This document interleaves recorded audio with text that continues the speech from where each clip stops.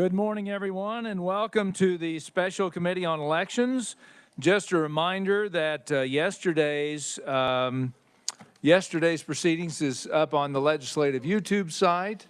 You can search for that. Also, today's proceedings will be live streamed, and for anybody at home, you can find that on the legislative website. Find a link to it. It's kind of up in the upper right-hand corner.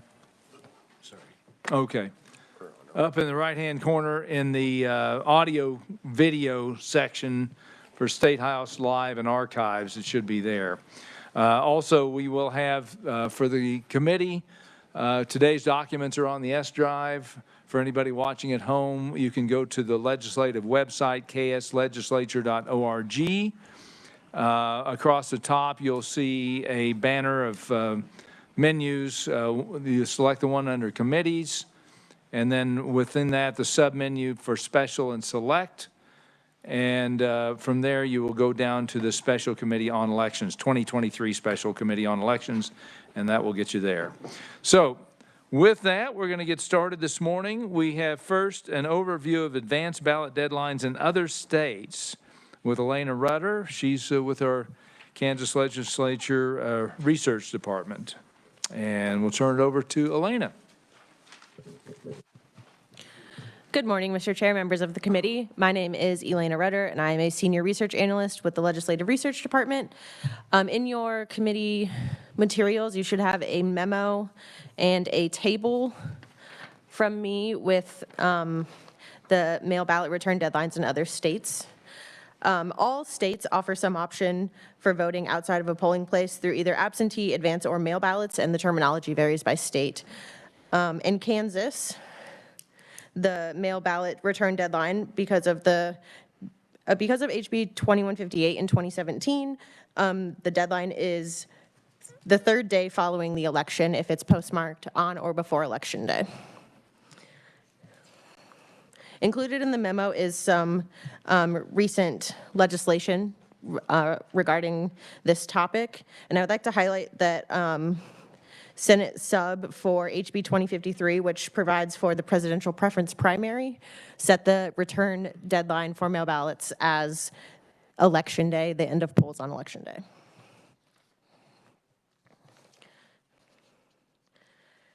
On page 2 at the bottom of the memo, it starts with deadlines in other states. So there are 3 states that have the same deadline as Kansas or a similar deadline on the third day after the election.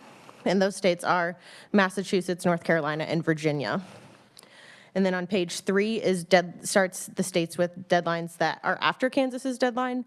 And that's 13 states and the District of Columbia. And those range from the 4th day, I think, is Nevada, to 2 weeks after, and that is, one of those states is Illinois. And the memo has all of the statutes or a summarized version of the statutes from these states that you can refer to. And then on page 6 is all of the states with deadlines before Kansas's deadline, and that includes 32 states.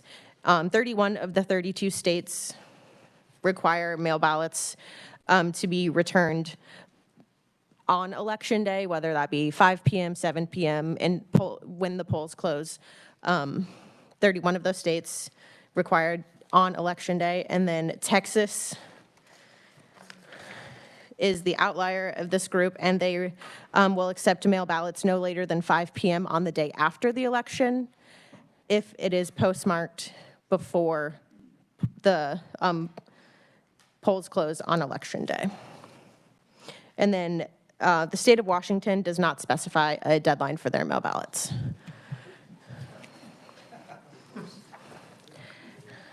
And then there's at the end of the memo, there's a map which color coordinates which states have which deadline, and that corresponds with the table. So if you're looking for something specific, you can look for, like orange is after Kansas's deadline, so you can look for those states.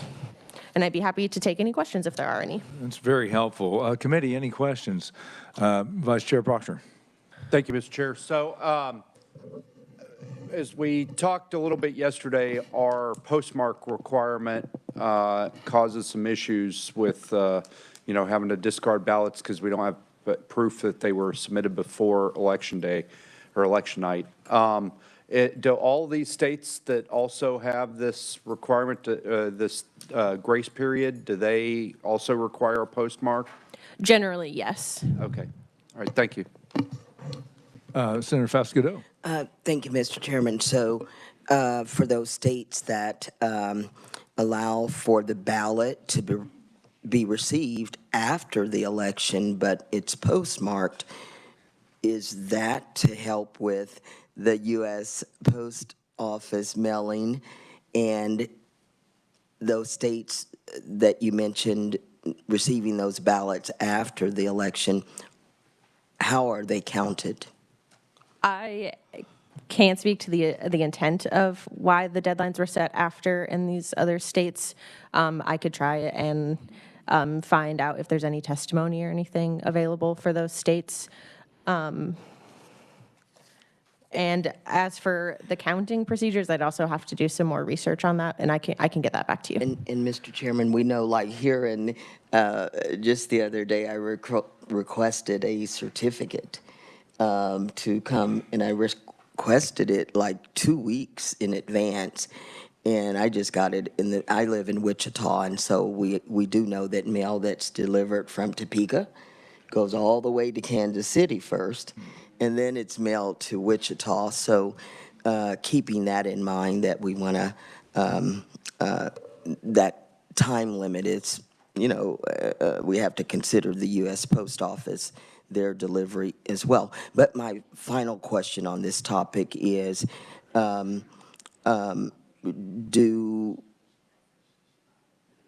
we think that, and I'm stalling because I've kind of, for those who are listening in, would you tell us what our deadline was prior to the current legislation or law that we have for last minute or postmarked mail-in ballots? What was the current? The one before the House bill in 2017, I will have to double check what that is. Jason and Mike might be able to answer that.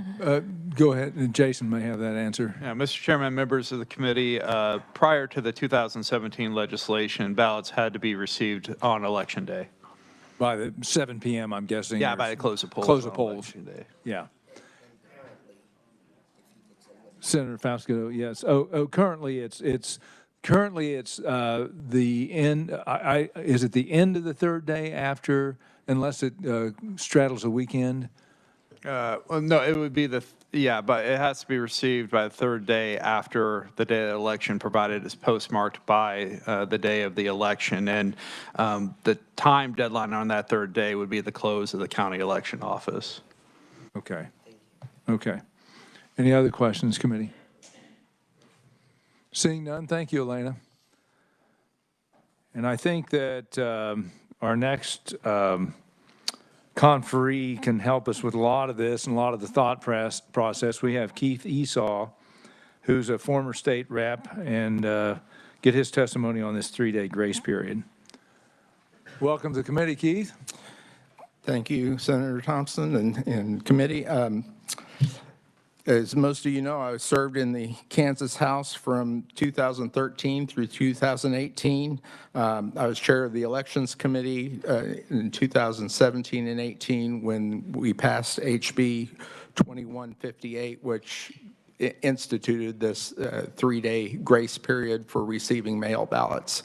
At the time, a lot of what we were told was that that the ballots would always have a postmark on them or a barcode that we could decipher. We found out afterwards that that barcode is not decipherable, and that and as we've seen in the last 6 years, the chances of a postmark are even more remote than they were at that time.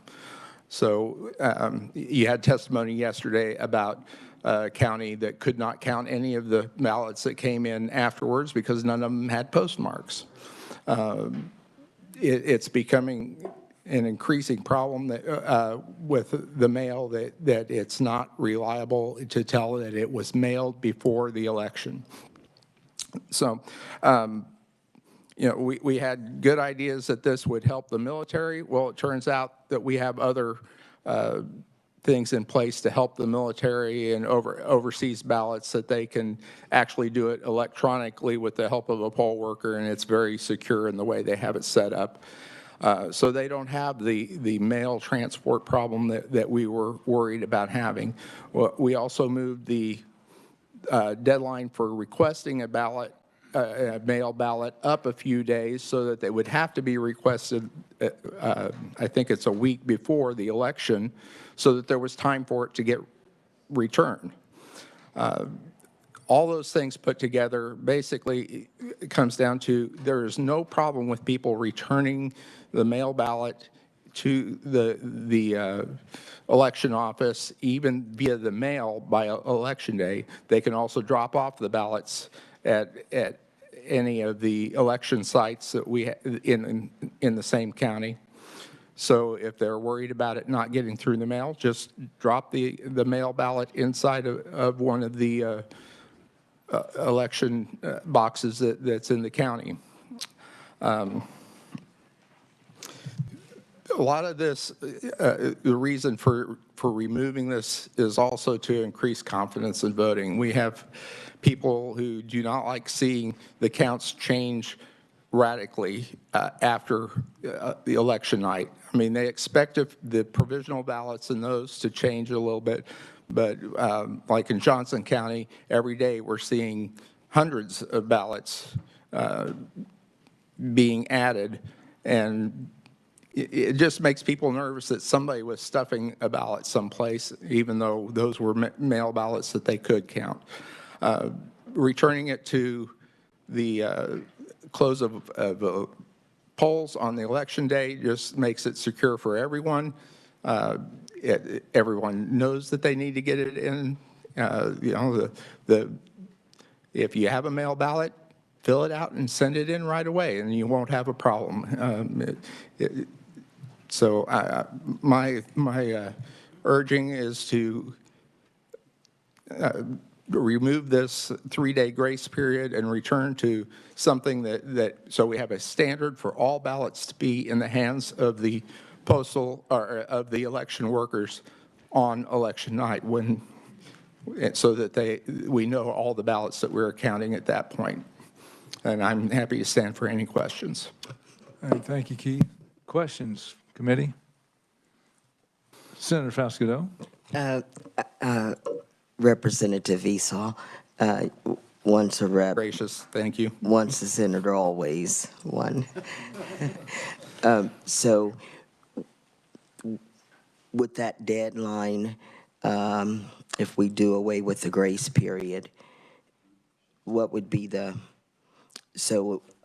taking into consideration that the poll workers are leaving the building, so if someone walked up to that poll worker, could they hand it to them at that point to take? That would not be an official place to drop it. They would need to drop it either at the polling station, and they need to do it before the polling station closes, or into the advanced polling box, or the ballot boxes, again, before the polls close.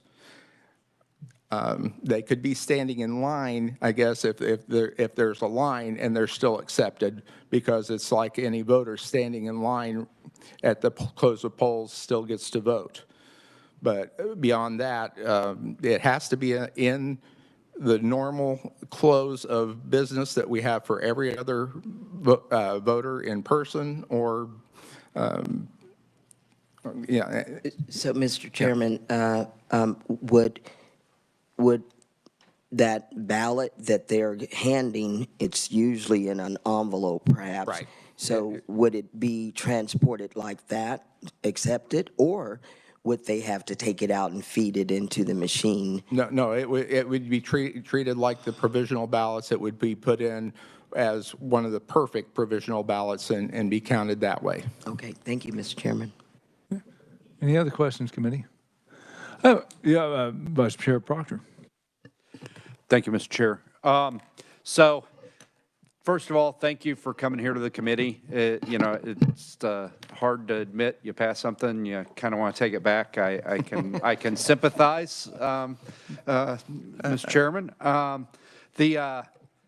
We passed this and it got vetoed this year. We weren't able to override the veto, but the year before, we weren't able to pass it. And it died in the committee because somebody brought to the committee this letter from then Secretary of State Kobach in support of a 3-day grace period. And it kind of turned enough votes in the committee. We weren't able to do it last year.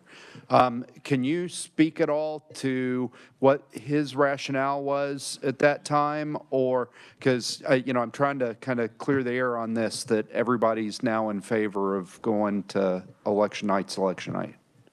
I wish I had insights into his mind, but I don't want to speak for somebody else. Thank you. Senator Schallenberger. Thank you, Mr. Chairman. Keith, it's good to see you again. When did was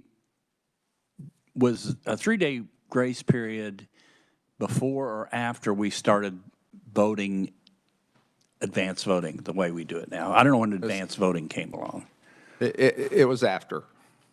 So we had advanced voting. We had advanced voting already in place before the 3-day grace Because period. 25 years ago, you couldn't advance vote.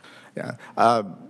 The one thing we didn't have in place that is in place now is the ability to drop off your mail ballot at a polling place. And so that has made it a lot easier as well. So. Okay, thank you. Senator Peterson. Do you believe it's eroding voter confidence when these people are mailing their mail-in ballots, but they're not having postmarks on it, and they're realizing a lot of these that were mailed are not being counted coming in late or coming into 3 days, they don't have the postmark on them? Do you think that's eroding voter confidence? Possibly. I think most of the people that are mailing them that late probably are not paying that much attention to what's happening. I mean, yeah, it's hard to guess the minds of everyone, Senator Peterson. I think it's more the people who are watching vote counts change radically for 3 days after the election. I mean, we were used to seeing minor changes, but usually what happens is we have the one lump change at the canvas, and now they're changing every day between the election and the canvas. And the canvas makes sure that all those votes are counted. So. Thank you, Mr. Chair. It's just concerning that the post office isn't always putting on postmarks. People put them in the mail, you know, unless you go in and get it hand canceled. You don't know that your ballot you're mailing in has a postmark. I think we heard that some yesterday, and that is concerning to me. And I think also, you know, people, we have, I believe, and the time frame, well, let me back up. My question is, you know, what was the thought process of the committee when they decided to do this? Was it just because we wanted to make sure voters had enough time to get it in? Was it because people had kids in college in California? And you know, I just want to know I think what the discussion was. Right. Thank you for that question, Senator Thompson. Our main concern was for military and overseas ballots to get in on time, and that has the way that is done has shifted. It's done electronically now, so they don't have a problem getting it in on time. We wanted to make sure we could get all those ballots in.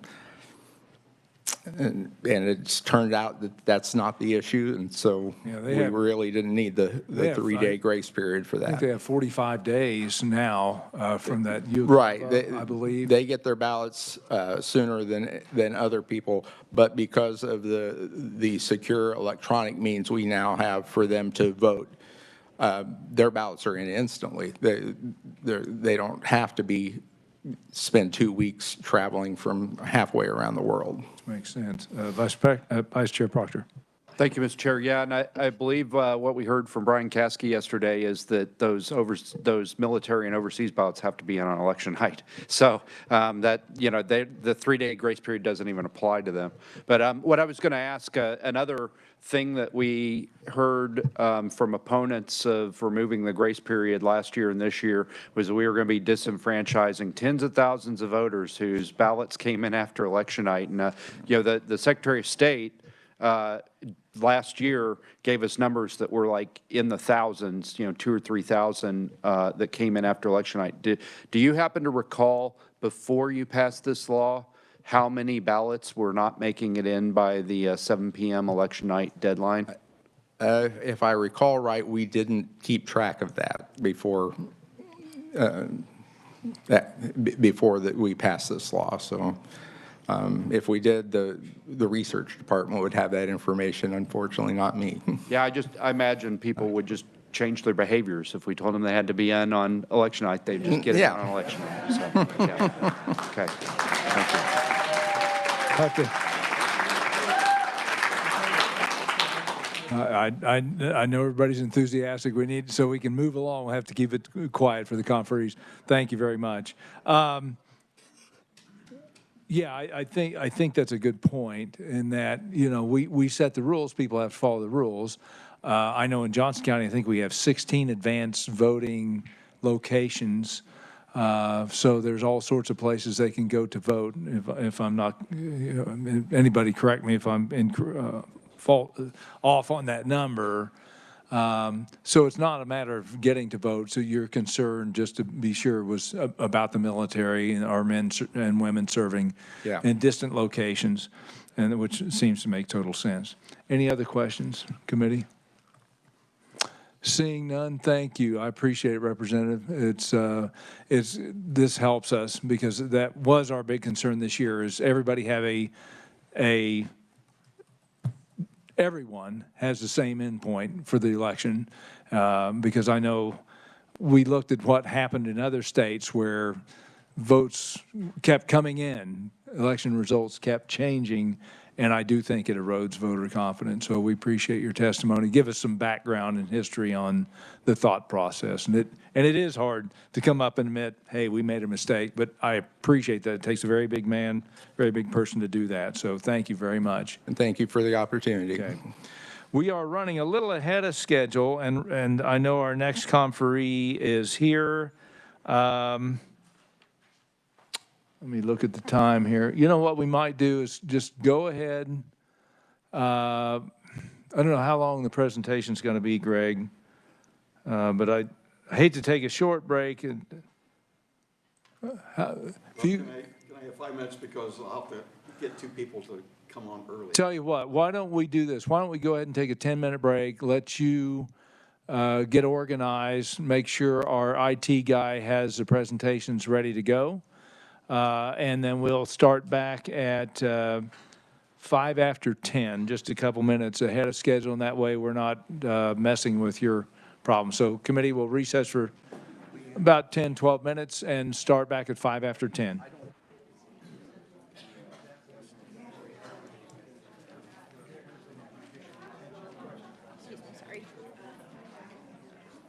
I wanted to meet you and talk with you there, so. Yes. With Mike Lindell,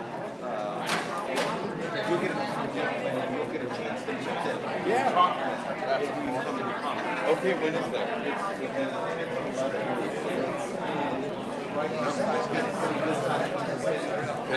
Hey, Clint, Greg, we're going to start at 10 after 10 Central Time. That's early, so we'll get on. He'll check you in. Unfortunately, my phone's on text. It's stupid like that. But you can text me. Yes, I do. Yeah, please. Yes, please.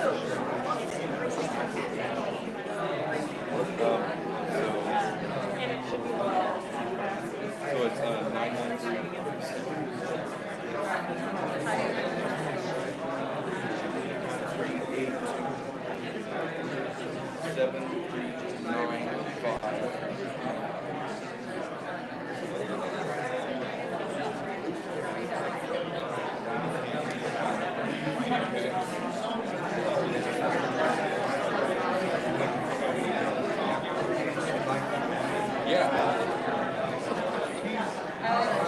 Thank you very much. I believe we met at the Kansas.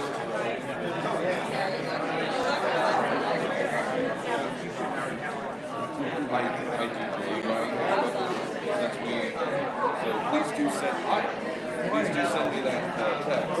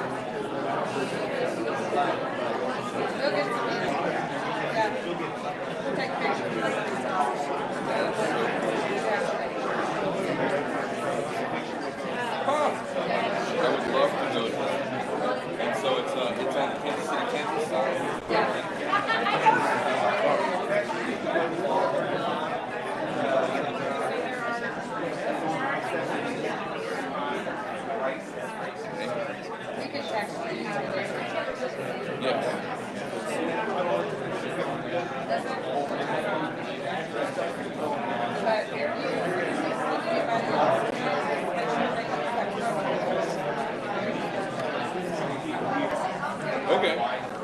Let's see. Is anybody talking about customers?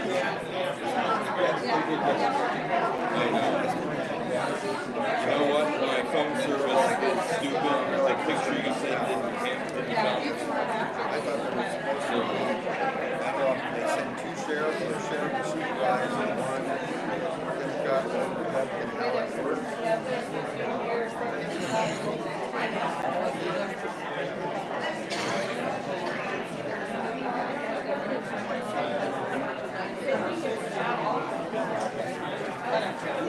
Everybody knows that stuff.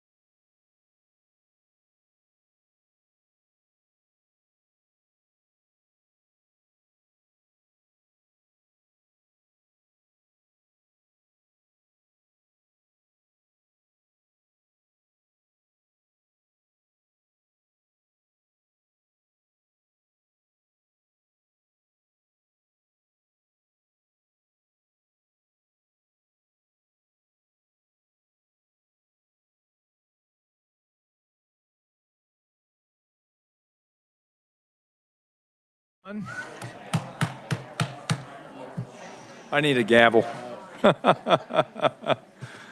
All right, let's bring the committee back to order and move on in our agenda. Next up, we have an overview and introduction of speakers for election integrity, election machine vulnerabilities. And I'd like to introduce Greg Shuey from the Liberty Lions League to present. Greg, welcome to the committee. Committee, I'm Greg Shuey. As he mentioned, I'm a retired Air Force officer who's been researching election integrity issues for the last 4 years. I'm a graduate of the Air Force Academy and other universities and military institutions, and I've got degrees in space physics, astrogeophysics, biomechanical engineering, business administration, and military political science. I was the Air Force Director of Engineering for the Space Shuttle program at Johnson Space Center, responsible for computer, cyber, physical security. I've owned 2 overseas and 3 software companies, so I know a little bit about the subject that we're going to present today. But my 3 guests are really the true experts that I'd like to introduce a little bit later on the subject that I'd like you to consider, that being election machines. As I will introduce them, they are highly credentialed individuals who are very knowledgeable in the technologies involved in computer, software, and malware, and data processing and transmission, especially as it pertains to election machines. As you are aware, election integrity is a flash topic that quickly raises emotions. Our purpose today is to bring you real facts regarding the identified problems that currently exist and which jeopardize the most important and perhaps most sacred right we have, that is our vote. It's a constant mantra that our elections are secure and without any serious irregularities, much less fraud.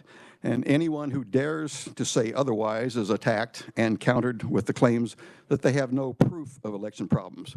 Let me suggest some historic facts to challenge those who declare such overt confidence in our election process and deny the possibility that they may be wrong, as some of our research suggests.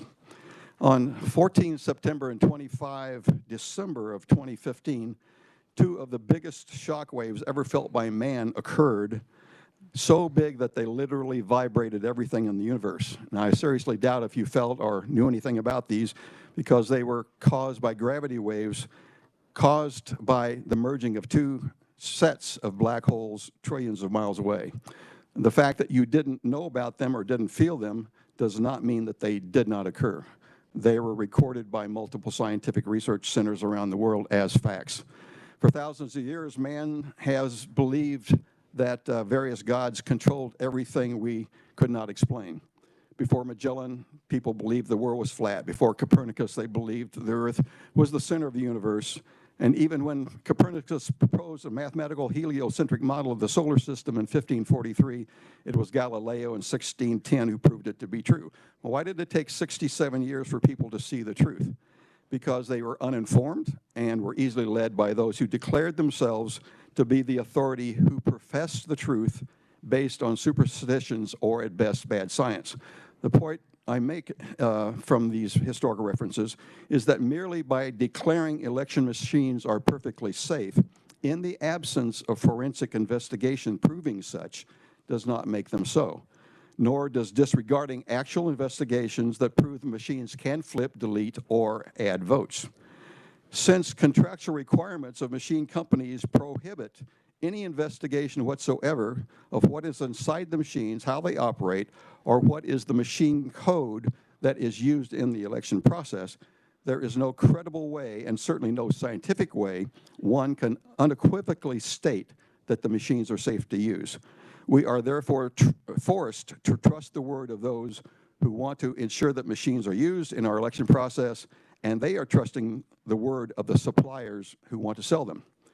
While our speakers will give details supporting my preface, I want to mention a few short facts that can easily be researched and found to be true, and things that you should consider. First, on a website called Dark Reading Daily is a list of reports every day of the newest viruses and malware detected, current malware attacks, and the latest discovered vulnerabilities in our computer systems. I mention this because the Pentagon, our federal government, and large corporations, all of whom spend Millions of dollars on computer security are broken into daily. Millions of private citizens have their accounts hacked, their computers infected, their money and identities stolen each year, even with virus protection. Thus, if the very best computer systems in the country, protected by the very best computer experts, are constantly attacked and often successfully broken into, it's extremely naive to think that our election system has been and is immune from hacking, especially since none of our election systems have any virus or malware protection whatsoever.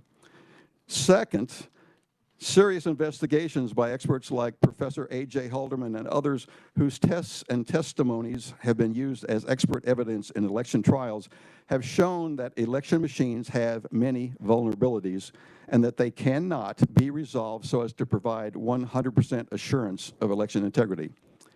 Third, multiple tests over the years have shown that there are videos to prove this, that machines can and have altered, destroyed, and created votes to manipulate election outcomes. There are many technical experts with very credible computer system experience and even federal agencies that have confirmed this. Since voting machines are used in Kansas, the ones that are used in Kansas are used elsewhere where serious irregularities have occurred, why would anyone think that Kansas is immune from machine manipulation just because we're Kansas, or just because we do a sample test of a few votes? Finally, our machines are wrapped in a protective layer of contractual obligations and claims of proprietary technology, which, under the threat of serious lawfare lawsuits, prevent anyone from looking inside or analyzing the software to see if each vote is accurately maintained through what is a very and unnecessarily complicated processing system. We are asked to trust companies that have direct and indirect relationships with our foreign adversaries while being denied the ability to really see what we have bought and are using for our elections. Today, I have three experts whose credentials are impeccable and experiences are extensive to give you just a taste of what is true about election machines, those used in Kansas and throughout the nation. My guests will highlight reasons why we cannot be assured that machines can be secured for safe elections. The alternative, high-tech, simple paper ballots are cheaper, easier to manage, and evidential if a recount or audit is called, or if an election integrity issue is called into question. To give a short discussion of the first issue for which we have concerns, I'd like to introduce Ms. Bernie Ryder. Ms. Ryder is a software designer who has been a consultant, software developer, and project manager responsible for developing major systems for the Secretary of the Army, large corporations like IBM, Hewlett-Packard, Martin Marietta, Sun Microsystems, and 6 major airlines. Her expertise includes knowledge of operating systems, multiple programming languages, database technology, communications protocol, and more. I've asked her to touch on only a few of the many vulnerabilities that are constantly ignored because of overconfidence in our election systems. Ms. Ryder? And she's on WebEx. Bernie, are you there? You? Yeah, we've got you now. Got you Okay. now. Oh, good. Yeah, well, basically in 2011, about that time frame, I found a book on Amazon on hackers, handbook, basically, which basically was probably more than 500 pages, outlined how you can hack into a lot of different technologies, which are the base ingredients that we use in probably all of our apps to some degree or another, because they're public domain. So, it doesn't cost you anything in license fees or anything. It's very inexpensive. So in this Hackers for Handbook, which is about this tech, it basically not only told you that the various different technologies that you can access and hack into, but even the lines of code as to how to do it. And, basically we're dealing with a lot of different technologies that are ingredients in voting machines, ingredients in even your automobile, can be compromised if it's 2006 and above. But I think the way we need to really understand what the vulnerabilities are is to look at, the technologies that are being used and what we're kind of looking at to see if it's been compromised. It's not adequate. So think of, a voting machine and other technology really as like a house, and you're trying to protect the house. And you've got garage doors, you've got, all kinds of different windows, bathroom windows, you've got sliding glass doors, you've got side doors, you've got all these different technologies done by and controlled by different vendors. And then you've got the doggy door, which has no, real controls on it. It has, it's easy access. So you've got a way to communicate with inside the house by putting a cable through the doggy door. But, the operating system that we think is protecting everything is like ADT, security system. And all it looks at is the doggy door. But it doesn't really recognize that we've got a dish on the ceiling. We've got all kinds of other vendors making bathroom windows, making garage doors, and so forth. Now, these vendors that have created this technology, it's not just that we've got control here in this country. These are technologies over decades that have been outsourced. And so you've got programmers in India, former Soviet Union buffer zone countries, Pakistan, now even Central and South America, who are in control of that software. And, based on, either sloppy programming, which lets you get into the house without you checking as the security system for vulnerabilities in the bathroom windows and so forth. All of a sudden, basically now you have vendors that are all over the world that may have deliberately put ways to infiltrate the house through, whatever their product is. So let's look at what we're dealing with here of who has written software that can be compromised easily, quite frankly, either through sloppy code, but some of it more likely deliberate. You've got DARPA, it's core of this, which is CIA.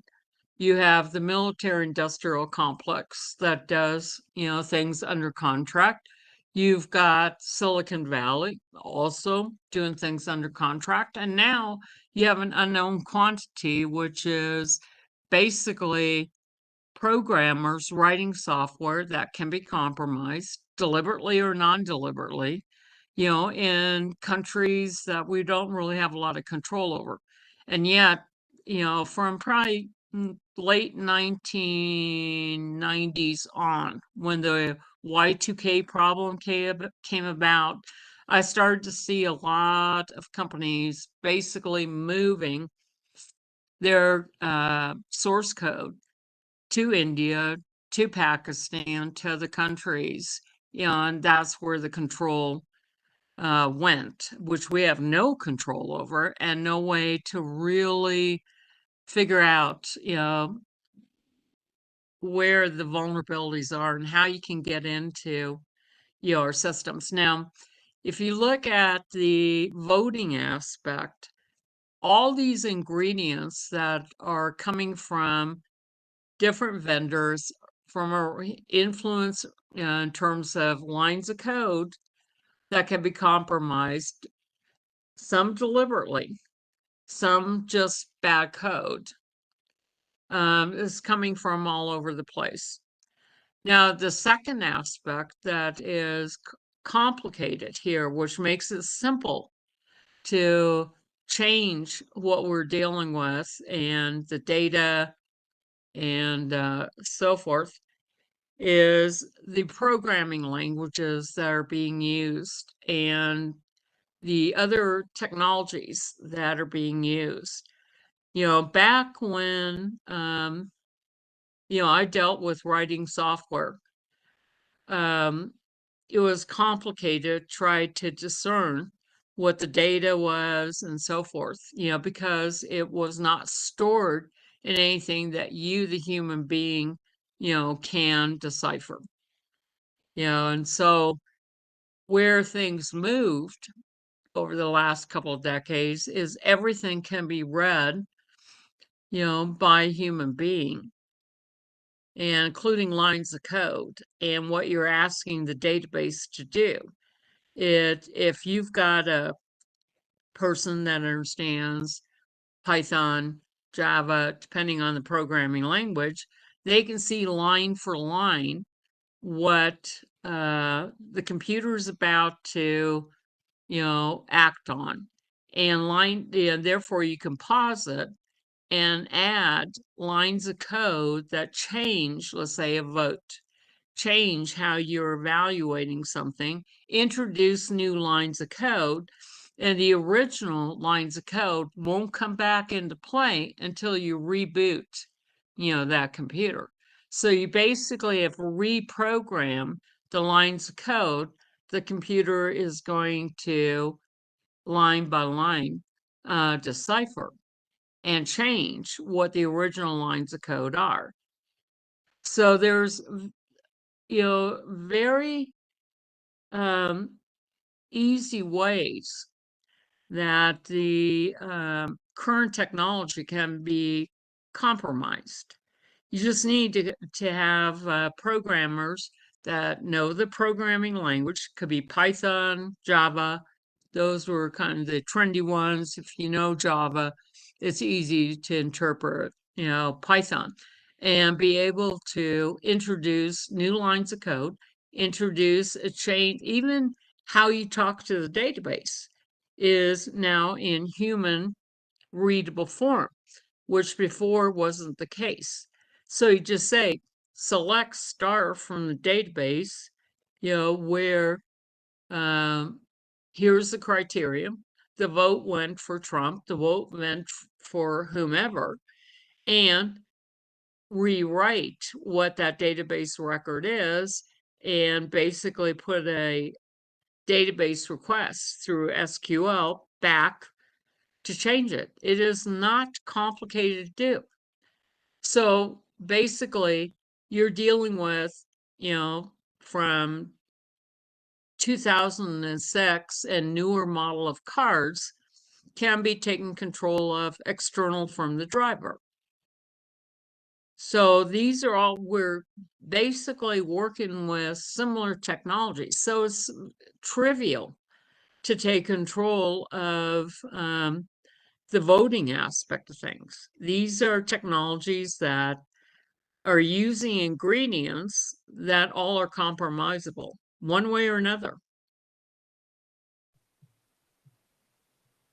Bernie, thank you very much. Appreciate that. I want to make a point that she hit at the very last. It's very easy to infiltrate and change voting outcomes from these things. My next presenter is Mr. Clinton Curtis. Curtis is an attorney and a computer programmer, an ex-NASA employee who has an intimate knowledge of how malware can and has been used to flip elections. He frequently presents and testifies about the ability to corrupt elections with voting machines without detection. And he's consulted with government officials in Italy, Germany, and the Netherlands on the vulnerabilities and insecurity of election machines. All three of these countries have subsequently eliminated voting machines, have gone to paper ballots only. And by the way, I understand that France has done the same thing and had a national election of 72 million votes, I believe, and did it all in one day with paper ballots. Mr. Curtis.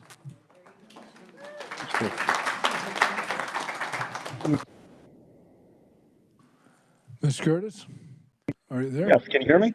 Yes, we can. Okay, sounds good. I never trust these things, you know how it is. Anyway, name's Clint Curtis. I I know that the machines can be compromised because I wrote the prototype for the electronic voting machines back in 2000. Before they ever existed, I was the guy who actually wrote the code for them. And at that time, at the very time we were inventing the code for the electronic voting machines, the request was to insert code so that the election could be flipped to whoever you wanted to flip it to. This was done back in 2000. I testified before Congress in 2004. You can call it up online if you want to. It's for the Conyers Commission. The request was made by a fellow named Tom Feeney. He was the head attorney for the firm I worked at, and he was also Speaker of the Florida House and Jeb Bush's running mate. So my assumption was that they were trying to basically, they thought someone was going to make these electronic voting machines, introduce them, they want to make sure that they couldn't be done. So I built it, handed it in, said, here it is, and this is why you can never trust computers. You have to hand count them. Even if it takes a little longer, you have to hand count them. They have to be on paper ballots. And the owner of the company says, well, this isn't really for stopping election fraud. We're going to use this in West Palm Beach. I'm assuming they're insane, right? No one's going to let you have an election on a machine that you can never actually know if the results are correct. Who would do that, right? But that's what's happened. Right after that, we had the hanging chad thing, kind of invented as well, because prior to 2000, Florida had never had hanging chad issues. But on the 2000 election, Jeb Bush changed the paperweight and the way the thing was cut, and so it created hanging chads, and they just happened to have a solution sitting in the works to roll it in. And that's where the whole Hobbit thing, and that's why you're stuck with bad elections. Sorry about that. That's kind of my fault. Essentially, I've been telling people for 23 years, the Democrats were heavily on board for a while, and the Republicans were not. And so nothing got done. Now, 60% of the Democrats do not trust the elections. 85% of the Republicans do not trust the elections. And you won't probably find an independent that trusts the elections. Why are we using elections that the majority of the people do not trust?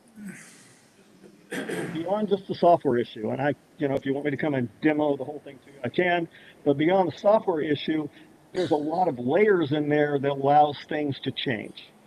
You can change it anywhere. So you can change it in the software, you can change it in the firmware, you can change it in the hardware, and a lot of people don't understand that. They say, well, we're not connected to the internet. Some slides I'll show you later that might make you go, but the whole thing about the internet is actually a truth that covers a false idea.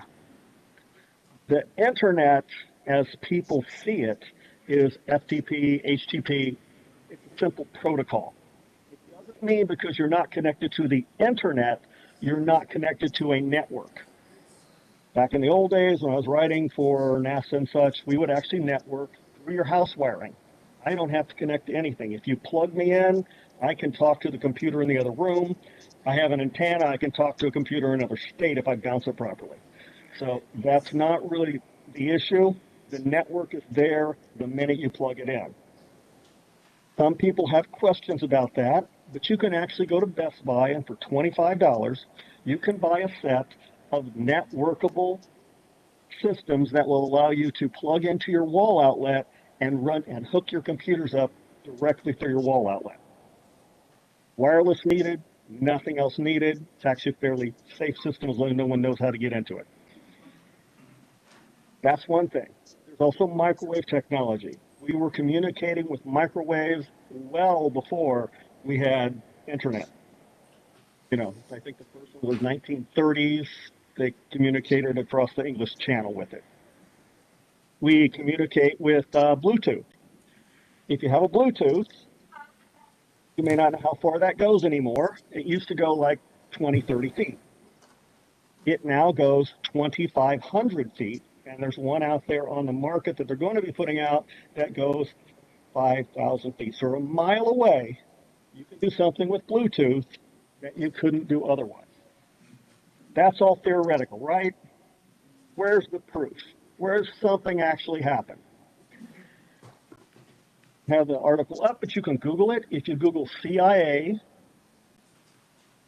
microcomputer company, in 2015, it was discovered that the Chinese had put a little small capacitor inside the boards on all these computers. They were used by CIA, NASA. We get hacked all the time, by the way. Just about everybody, because super microcomputer makes 90% of the motherboards in every computer on the market. They're made in America, by the way. They're made in San Jose, California. But the components are made in China. They had inserted, and that little grain of rice, which is all it looked like, was actually able to change any data, transmit to any other computer, and actually receive extra instructions, because it would actually go out and ping different computer sites to get new instructions as to what it was going to do next. They had full control over all those computers. They had infiltrated Navy, all of them, tons of the military. Do you know who caught it? None of those people. None of those people. It was actually discovered when Amazon was trying to buy a subsidiary company and wanted to go through and check things. And so they went in and said, now wait, this little component is in the original schematics. And then they traced it back and found out what it was doing. But that's old technology. That's something that possibly, if you did a forensic analysis on the system, you could actually say, this grain of rice that looks like a heat capacitor should not be here. At least it wasn't in original specs. Today, computers are much smaller than that. Full-fledged computer systems are now the thickness of a human hair and the width of 2 human hairs. Even back in 2015, when they did the analysis, they were finding not quite this small, but pretty small, actually flattened and embedded between the fiberglass layers of the motherboard. The only way to find that is simply to melt the motherboard, and then you throw in the computer. So you kind of have to kill the computer in order to analyze it. So essentially, there is no way to keep anyone out that wants in. In 2004, when I first testified, Germany called me, said, we have this problem, our election's a little funky. We want to make sure it's good because no one believes it. And I talked to them, and they actually went ahead, and it's now unconstitutional in Germany for the use of machines in elections or any other device that the voter, the average voter, could not verify themselves that they watched it. Netherlands called in 2018. Big span, huh? The Russians had gotten into their system. Russians were doing a really bad job between about 2015 and 2019. They were hacking into all people's systems, and they were getting caught. Because we all hack into other people's systems all the time. So in 2018, the Netherlands called me and said, how do we fix this? Like I said, well, you take it and you put it in a really tight cardboard box, and then you throw it in the ocean, because there is no way that you're going to keep them out. The fact that you caught the Russians simply meant they did a poor job, because there's probably 27 other countries in there also hacking that you didn't catch. Because you only caught the bad one. You didn't catch the good one. So it was 6 months before their election. They didn't think they could do it. I said, well, there's nothing I can do. You're on your own. And they did it. They tossed them out, they hand count them, and now they're hand counting them every time. I think it's 83 million people. One night, they knocked it out, hand mark, hand count, paper ballots, and everyone can believe in the system. That's the most important thing. The systems we have, you're not allowed to actually look at them. You can't see the source code. You can't blueprint, and blueprinting is important. I did a lot of blueprinting for people, major companies, federal government. Basically what that says is you would go in, you'd have a contractor. They would turn over the maintenance of a particular program to the government agency. Basically try and teach them how to run it. Most cases, I would say upwards to 90% of the cases, the source code that they turned over and the information they turned over was not actually the correct source code. Not even close. And so when you win a blueprint, it's like, okay, we're going to take this.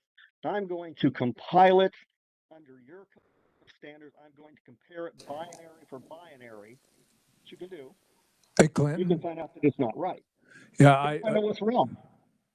Clinton, want to just make sure you're kind of cutting out there for a second. So I think your hand movement in front of the computer might be blocking out the microphone a little bit.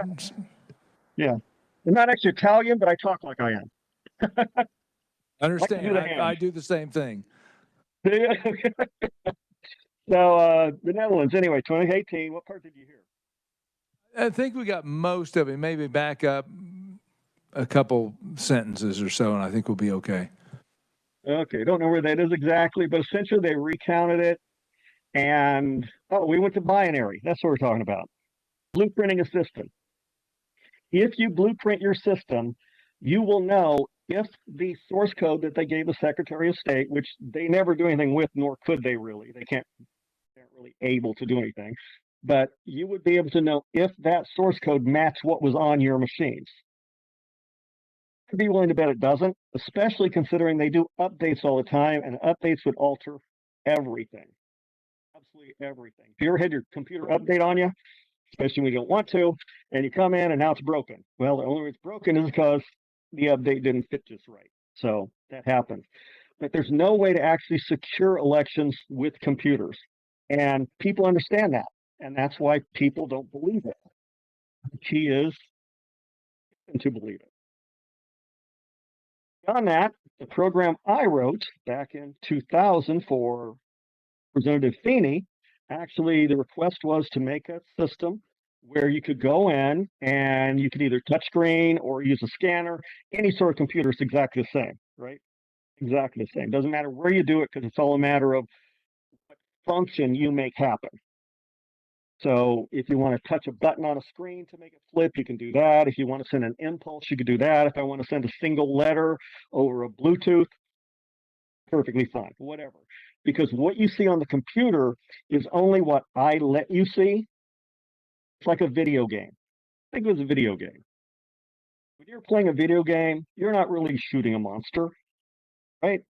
I have little dots on the screen, and I'm letting you play with it. And even if you're a great shot and I don't want you to hit the monster, you're not going to hit the monster. You go in and vote on the touchscreens. Ours were Diebold. I don't know what yours are. But ours were Diebold. When you go in and you touch a spot on the screen, if you remember back this far, but people were complaining it was jumping to someone else for the vote. Bad programming. Nothing that happens on this screen ever has to mean how you voted. If you vote for Fred and I want to vote for Mary, it doesn't matter what you touch on the screen. It only matters what I want to put on there. That's all that matters. How I do it is how I do it. And if you have a chip that allows you access to the machines, you have that as well. You can control it at the bottom. So the problem is the last guy in wins. So if I cheat for Fred at 7 o'clock and someone cheats for Billy at 7:02, Billy's going to win because he's going to rewrite it. That's how it works. Log files. There's no such thing as log files. You may think you have a log file. You have what I write. They don't exist in nature and they just hop into a program. If I write the program and I don't write a log file, it doesn't exist. If I write a program and I do write a log file, you have to cross your fingers and hope I did it right, because I can do it right or I can do it wrong, and I can go back and change it. Some people who don't know much about computers think, well, there's timestamps. There's no such thing as timestamp, okay? That's something for end users. On the programming level, I control what time it is on the computer, okay? And I can put any timestamp I want. I can roll it up, I can roll it back, I can do anything I want. In fact, even as an end user, there's a program out there, I don't know if it's still out there, it's called Touch EXE. It allows you to set the timestamp of any program that you make.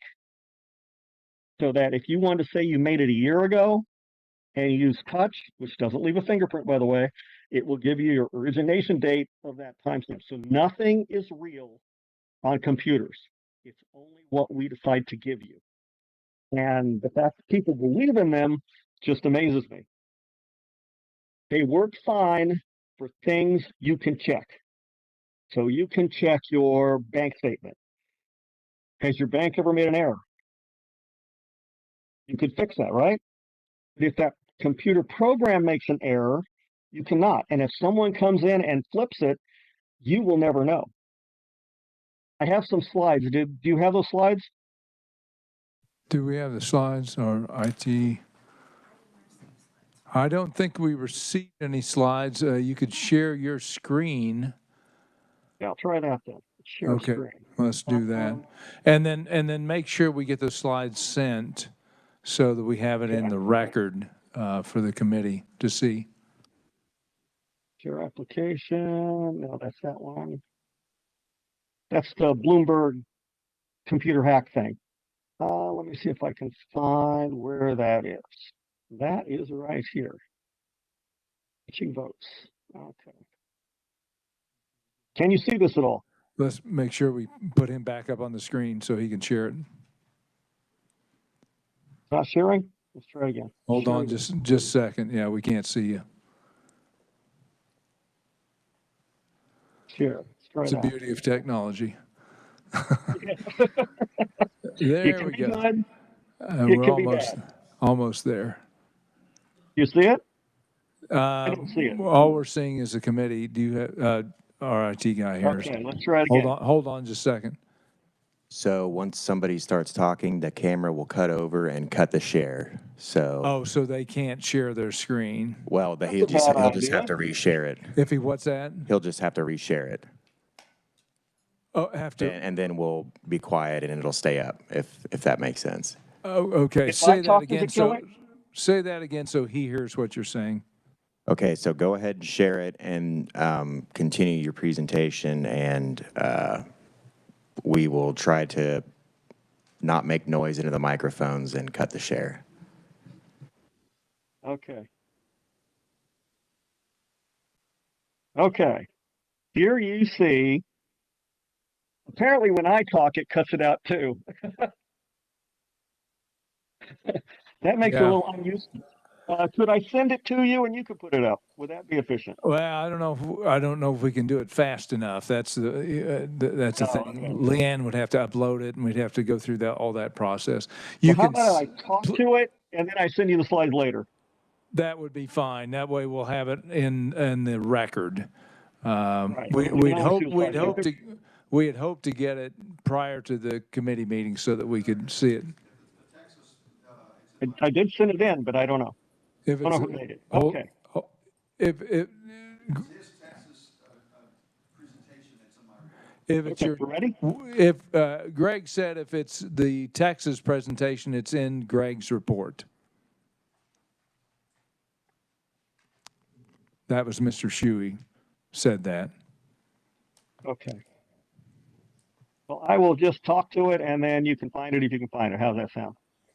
Okay, yeah, talk to it and then send it to our researcher, and we'll make sure it gets uploaded into the permanent testimony record.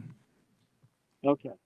This basically, because it's a lot of it is what proof do you have? You get all these statistics thrown at you and you get all these things showing that things can mess up, but you need like real facts, right? Because how do you do it without real facts? So what we caught, luckily, somebody from a campaign actually caught this at 8:23 p.m. in Texas, in Bexar County, which they spell Bexar for some reason. I have no idea why, but Bexar County. The Republican had 46,000. The Democrat and the Republican at 8:23 p.m. on November 8th, 2022, had exactly the same number of votes. 37,022. Okay? Move to the next one. In Brewster County, at 8:23 p.m., Democrats and the Independent had exactly the same number of votes. 1,125. In Crane County, at 8:23 p.m., the Democrat and the Independent had exactly the same number of votes. Not close, not percentage, exactly the same number of votes at 66. What are the odds, right? In Loving County, this is a county that only has 67 registered voters. So there would be no reason in the world to cheat in Loving County. You know, the whole thing you're going to get 50 votes out of. But at 8:23 p.m. on November 8th, 2022, the Democrat and the Independent had exactly the same number of votes. In Reagan County, these are all Republican counties, by the way. So I'm a Democrat, but, you know, voting is important. Doesn't matter what party you're in. You know, if you get the right votes, that's the way it should be. In, what county is that? I can't remember real quick. I zoomed in too quick. Reagan County, Democrat, Independent, 8:23 p.m., exactly the same number of votes. This is across multiple counties. Sutton County the same, Uvalde County the same, and a Democratic county, Zavalda, I think that's how it's pronounced. I'm not from Texas. Democrat and the Independent had exactly the same number of votes. This was a Democratic county, so this is one that's actually going to go blue, even though this is an R5 congressional district, which means there is no reason in the world to have to cheat this election. This guy needs no help to cheat it. And I met the guy. There's no way he could have cheated on his own, I can tell you. So, but this is across 8 counties at exactly the same moment. You have exactly the same number of votes for the Democrat and the Independent. And it covers 2 separate vendors. So it's not a vendor hack. It's not a vendor cheat. It's not mules coming in and bringing in extra ballots. This is purely something only a computer can do. Only a computer would do it. In fact, the one I wrote back in 2000, I have to take the votes and add them together, do a division up, and then do it. But basically, this reporting function caught it at exactly the right time. Because at 8:24 p.m., I guarantee it didn't say that. I don't have those, but I do have the final results. And the final results are in Bear County at 8:23 p.m. That Independent had 37,000 votes. He actually only ended with 3,458. How do you lose votes in an election? Hard to say, isn't it? Brewster County, he had 1125 at 8:23. He ended the day with 265. In Crane County, he had 66, but he ended with only 50. In Loving County, he only had 6 votes then because it's a really small county, but he ended with 3. So all through this, these things are being redistributed. And does it get distributed back up to the Democrat or over to the Republican? It looks like it got kind of split between the two. Enough to make it an interesting election and a valid-looking election, but having nothing resembling the end. Let's see, Uvalde. Uvalde County, that was, no, that's not the one, was it? Democratic one. All right, real quick. There it is. Democratic County. Yeah, Democratic County, where the Republican actually lost that one county. Lopez lost 700 votes. The Republican gained 300, and the Democrat gained about 400. Interesting, huh? But that only happens on computers. That could never happen any other way. No one came in and snuck in ballots, because even if you sneak in ballots, you can't make them go down. And in this particular section, everything goes down. And that happens all the time. Happens all the time. In addition, you know, you're told about the validity of the machines because you test them. Testing is absolutely worthless for a computer. Computers will cheat you because we know when you're being tested. A good case, if you want to look something up in real life, because statistics don't convince anybody, is the Volkswagen case. 11 million Volkswagens came out, Volkswagen diesels. They came out, they were great cars. They got great mileage, great performance, and they passed all the emission tests with flying colors for 11 years. And then some college students decided to test them because it looked dirty coming out. Even though they were passing their emission test, it looked like a dirty smoke coming out. So they tested it away from the way they were allowed to test it, away from the machines, away from all of the inspection reports and all that sort of thing, and all the mechanical testing. They tested themselves and found out that basically it was a lie. Volkswagen had programmed the car to know when it was testing and run one way when it's being tested and run another way when it's not. A couple of them went to jail, and the final conclusion was that one programmer inserted that code and made it happen that way. Is that true? Hard to say. What it does show you is testing is worthless. Audits are worthless.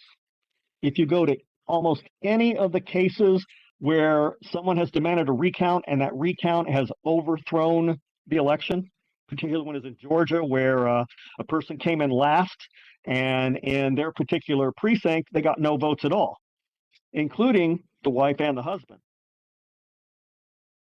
The wife who was running was sure she voted for herself. She was also sure her husband did, but who really knows about that? We do what we want to do. But essentially, when they went in and they rechecked it, she had won the race. They ran an audit. Did the audit catch anything? The audit caught nothing. And the audits never do. Because computers are smart enough to know basically how you're going to audit, where you're going to audit, and reduce their ability to get caught. Because that's what computers do. So you're trying to outthink things. The only way to do it is to get rid of them and to count them by hand. We've been going around Dallas. We have a little calculator thing which actually allows people to see every ballot and every vote as it's cast on camera so it can be streamed so no one can cheat anyone. Because Democrats don't trust Republicans, Republicans don't trust Democrats, and in all honesty, that's the way it should be. Because when Reagan said trust but verify, he was just being coy. He didn't mean trust at all. He meant verify, right? He's going to verify them, and if he finds out they're telling the truth, that's when he trusts them. And that's the way we should have our elections. Questions? Greg, do you still have Mark Cook, or? We do, but he would be a long period. You want to do it now? Or? Why don't we open for questions now? Okay. Let's do that. Because I think what we have is we actually had Curtis after lunch. So why don't we have questions, and then we'll see where the time takes us and decide where to go from there next. We might end up with Mark after lunch. We'll see. Yeah, I have two comments. I calculated the probability that Texas election would take place where 8 counties had exactly the same votes across 8 counties at 8:23, all changed at 11 o'clock. The probability that would occur is 1 times 10 to the 48th power. Totally impossible. Pretty low. Also, when I was at NASA, one of the problems that we had was that the data from our above top secret computers were flowing over the power lines that were powering the computers out to the world, and the Russians were at the front gate monitoring this. So we had to I had 5 major corporations, big ones, working for me. We got filters on the machines to solve that problem. Computers are vulnerable no matter where they're at. I think what we'll do is open it up for questions for you or Ms. Reeder or Mr. Curtis. Yes. From the committee. Thank you. So, committee, questions? Go. Vice Chair Proctor, I think, has some. Okay, thank you. So I'd like to ask Mr. Curtis a couple questions, if I could. Are you still online, sir? Yes, sir. Okay, so in Texas, who makes the ballots in Texas? Well, Texas is actually a horrible state. They actually use a touchscreen that prints a ballot with a barcode. You couldn't get any more obscure than that. So it's a complete waste of time. You know, they might as well just not have an election and just let somebody tell them who wins. Results. So it'll be Okay. Okay. But that's how they do it, and I don't know why. Okay, and so I'm trying to understand the mechanics here. So the machine prints a ballot at the polling place for the voter after they voted on a touchscreen machine. Is that correct? Correct. Okay, and then how does is that just a receipt for the voter, or does they take that ballot and they put it into a count machine? They take that ballot and they put it into the counter. Okay, And it reads a barcode. okay.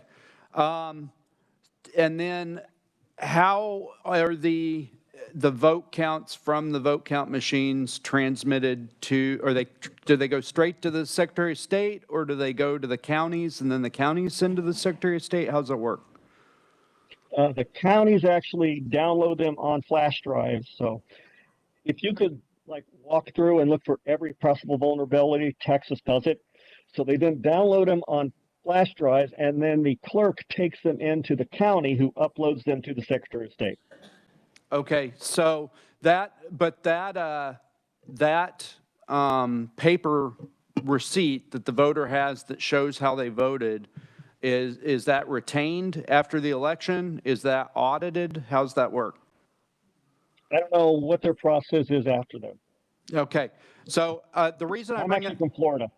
Okay, yeah. So the reason I bring that, I'm not a legislator for Texas. I'm a legislator for Kansas, and I've been trying to reverse engineer this because in preparation for this committee, just trying to figure out if I was going to hack the Kansas election, how would I hack the Kansas election? So in a former life, I was a programmer. I did a little bit of HTML and Perl, but mostly in C++. I had a software company, did a little bit of subcontracting work for a defense contractor. And so I'm pretty familiar with programming and code and things like that, though if you asked me to do it now, I couldn't, because it's kind of like any other language. You got to do it all the time or you forget.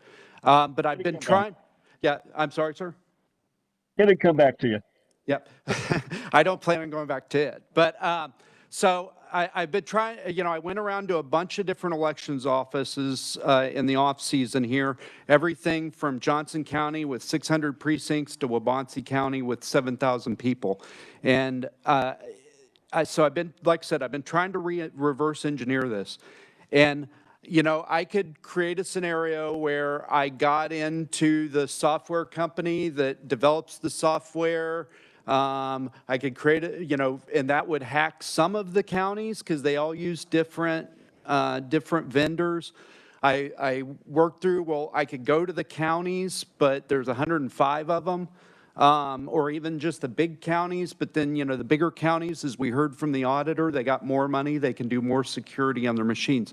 And the thing that I came down to that I just could not get through, that I just could not understand how we're hacking it, if there's hacking occurring in Kansas, if it's a vulnerability, because I'm all about finding the vulnerabilities and fixing the vulnerabilities. And I'm not one of these people that says, well, you better show me evidence that it's been exploited first, because that's just dumb. I mean, you don't wait until there's a terrorist attack and then fix the vulnerability that caused the terrorist attack. So I'm trying to understand here. I'm trying to genuinely understand where the vulnerabilities are so we can plug them. What I can't get past is the audit. And you said they work, computers work fine for things you can check. And the audit is our check.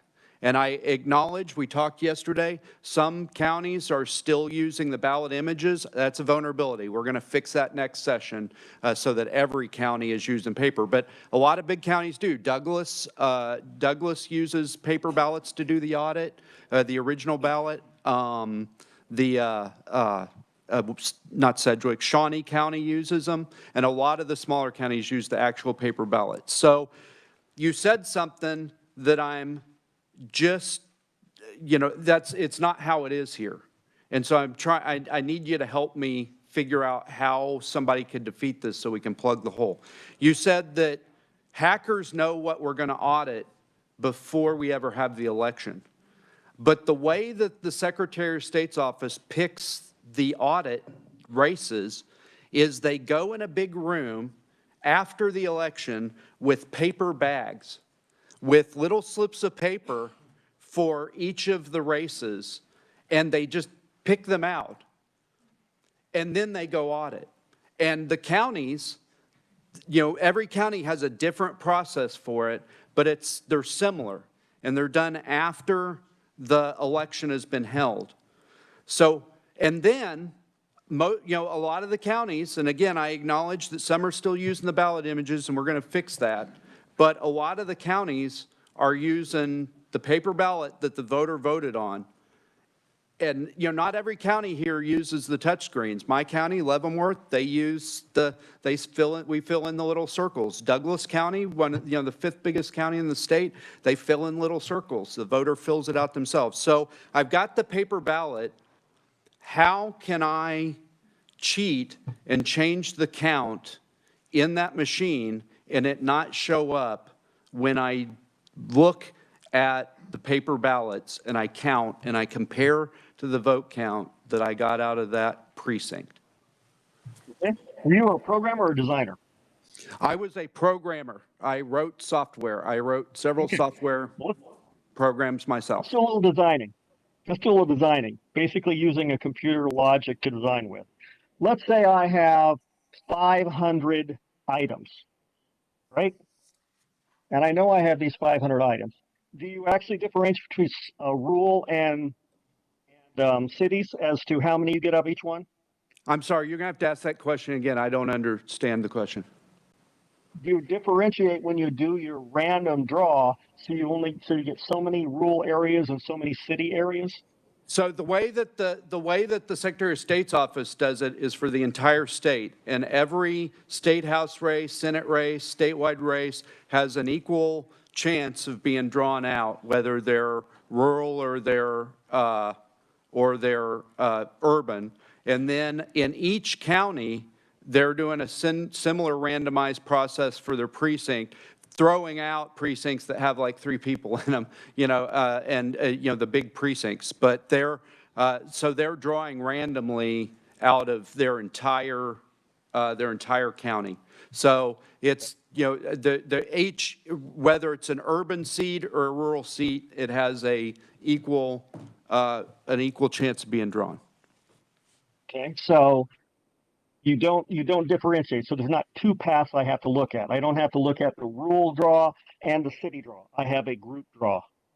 Correct? Yeah. Okay. That's better than differentiate. If you differentiate, I've got less to work with at that point, because then I've taken my numbers and I've divided them down. Then I have to do the actual change on where I want to make the modification. You said you threw out small counties. No, I didn't say we throw out small counties. I said small county. I'm going to cheat it. I didn't say that. I said that if a precinct in a county has like 3 people in it, less than 10 people, they don't do you don't want to do an audit on 10 votes. You want to do an audit on thousands of votes or hundreds of votes at least. So the counties, when they do their draws in all 105 counties in the state of Kansas, they randomly draw precincts that they're going to audit. Okay, well, one way to attack, since you've now told me you're going to throw out those little guys, is I'm always going to hit those little guys. Because those little guys are open, right? You're not even going to audit them. So you don't want to throw anything out, and you don't want to combine them. A lot of people will say, okay, I'm only going to take the cities, 50% cities and 50% rural. Well, that's fine, but now I have 50% of your sample to work with, which actually makes it easier to cheat than if you give me the whole sample. But you're giving me the whole sample, so that's a good thing. You're not just saying we have the rural, we're going to do some of them, and we do some of those. So now I'm going to go in, and I'm going to see the probability of what you're going to check. When you check an audit, what are you auditing? 1 race, 2 races, 10 races? I would have to defer to the Secretary of State on the number of House races that they do, but I believe that it's 1 in each county. I'd have to defer to Brian Caskey on that, but I believe they do 1 House race in each county, and I don't know how many Senate seats they do. But then they also, you know, draw statewide and stuff like that. Do they do random throughout, or they do a random sample of your It races, is, or? they literally have paper bags with little slips of paper, and every house seat is in the paper bag, and they draw them out. Okay, so they just do house seats this way. They don't check commissioner races. Again, Boards. I'd have to defer to the Secretary of State. I think the county picks the county races that they're going to audit. Okay. Because it's important to know what, if they're auditing a particular type of race, you've now given me places where I can cheat without any sort of a fear of ever getting caught. But even in the others, I can now take a percentage and know how many of those races are you going to draw. What's your percentage you draw? 1%, 10%? Like I said, I think that it's one House race per county, but I could be mistaken on that. Okay, so you have one House race per county. How many people in a House race? I'm sorry? How many people are in this House race? There's Voters. 20. How many voters? Every House seats about 27,500 people. 27,500 people. Okay, and times how many precincts or counties are you drawing? We have 105 102? counties in the state of Kansas, sir. Okay. Does the House race ever straddle counties? Yes. Okay. So it is theoretically possible that I could draw a House race in County A and a different House race in County B? It would be, yeah, well, I mean, like I said, you're doing one House race per county, but if two counties have the same House representative and that representative gets drawn, then both those counties are going to have to audit that House race. Okay. I'm reducing it down some. Okay. 17. So what I'm trying to figure out is exactly what percentage of the count you're actually covering. So 104 times 27,000. How many total votes are there in that state? In the state or in the House race, sir? In Kansas, in all the counties. Well, there's 3 million people. I don't know the exact number of people who are registered, but I imagine that it's around 1 million at least. Only 30%? I guess that's possible. You got kids and stuff like that, right? Yeah. Okay.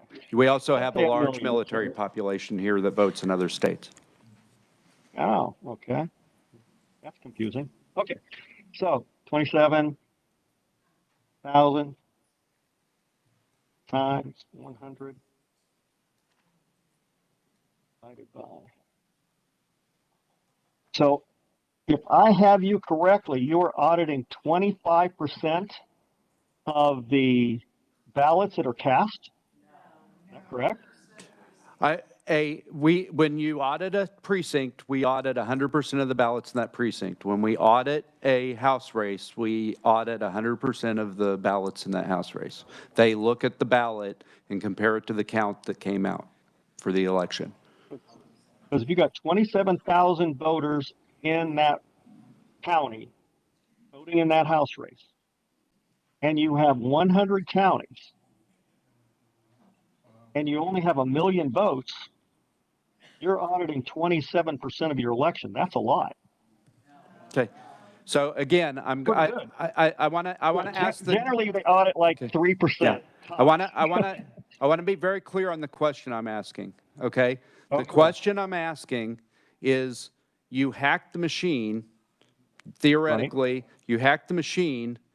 How are they defeating the ballot audit, the audit of the ballots, if they don't know which races are going to be audited until after the election? And it's, like I said, it's pulled out of a paper bag. So I'm trying to understand. I'm trying to understand if there's a vulnerability, how do we plug it? As a programmer, you understand that random isn't real, right? I understand that random out of a, sir, I understand that random out of a computer isn't real, but random out of a paper bag is as random as the flip of a coin. Physical randomness is a quantum physical fact.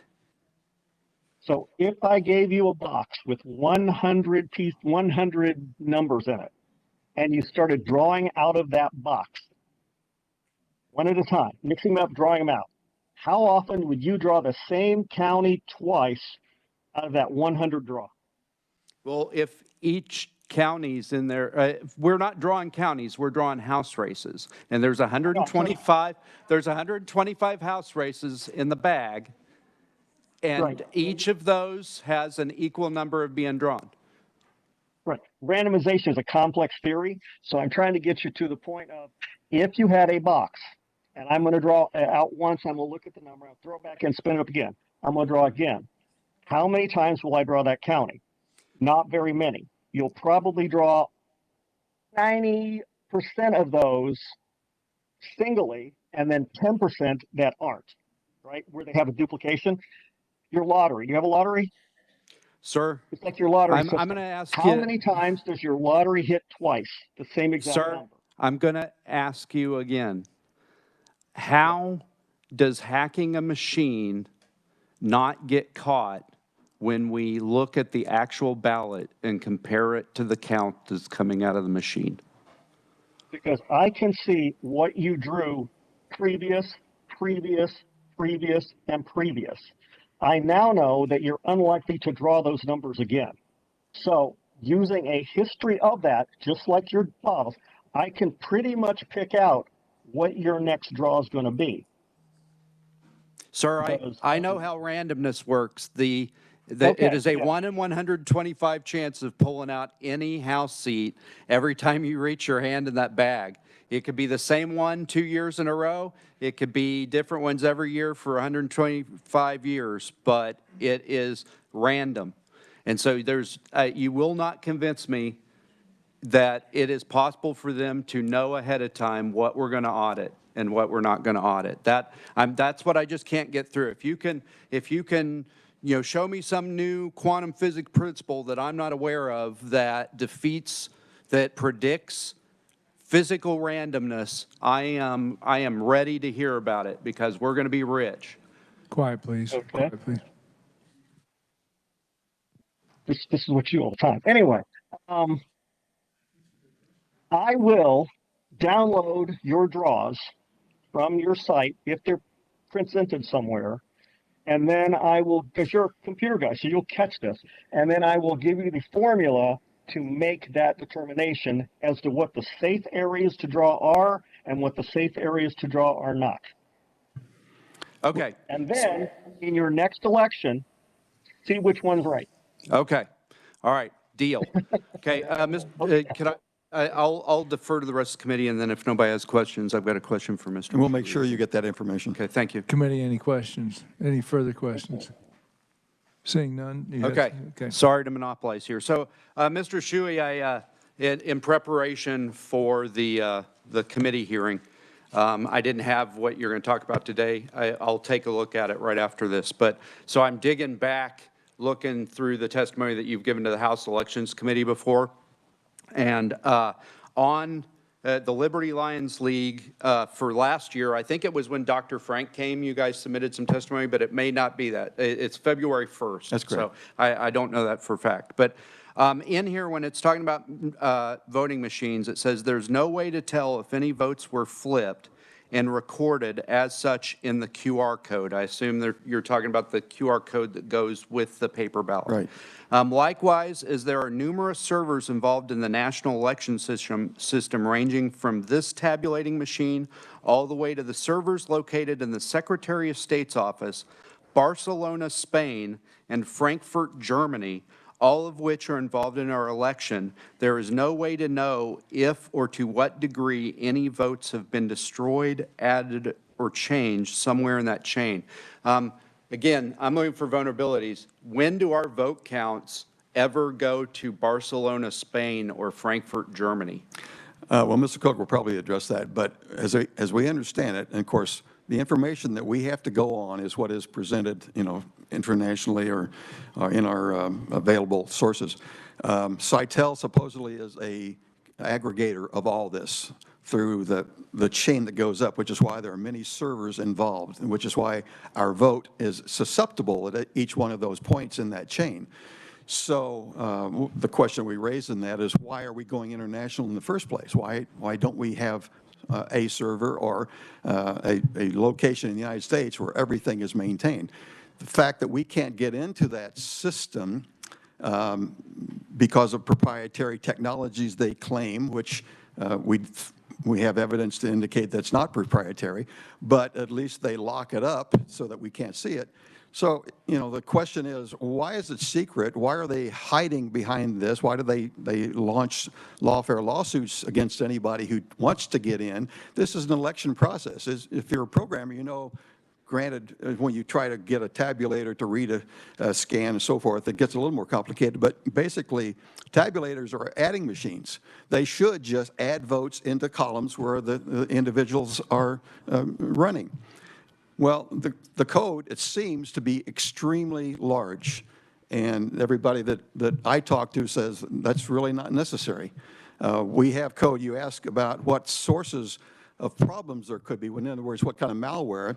There's one malware that actually will take the rub-in vote that you have, copy it exactly, and move it down to another location. And so when that goes into the QR process, now it's a different vote. There's a process that is called fraction voting that decimalizes your vote. So one vote becomes 10.1 votes. And then throughout the day, as might have happened in Texas, it starts allocating those votes to the preferred winner. Smartmatic will destroy and add votes, as is shown in Venezuela. So there's probably at least a half a dozen to a dozen that I know of that can change a vote. In the NASA space process of putting satellites and vehicles up, we have a thing called the FMEA process, failure modes and effects analysis. And the team that goes in with this completed system tries to find every way it can break that system or have a corrupt result. We don't do that. We say, okay, everything is fine because we've put certain processes in place, and we do an audit, a sample audit. Well, what if that software, which might be introduced by a USB update, it might be in 22 lines of machine code inside the machine? What if it is a particular type of malware that erases itself as a machine? If I recall an article, George Soros was funding a company that sold machines, and it would flip the election.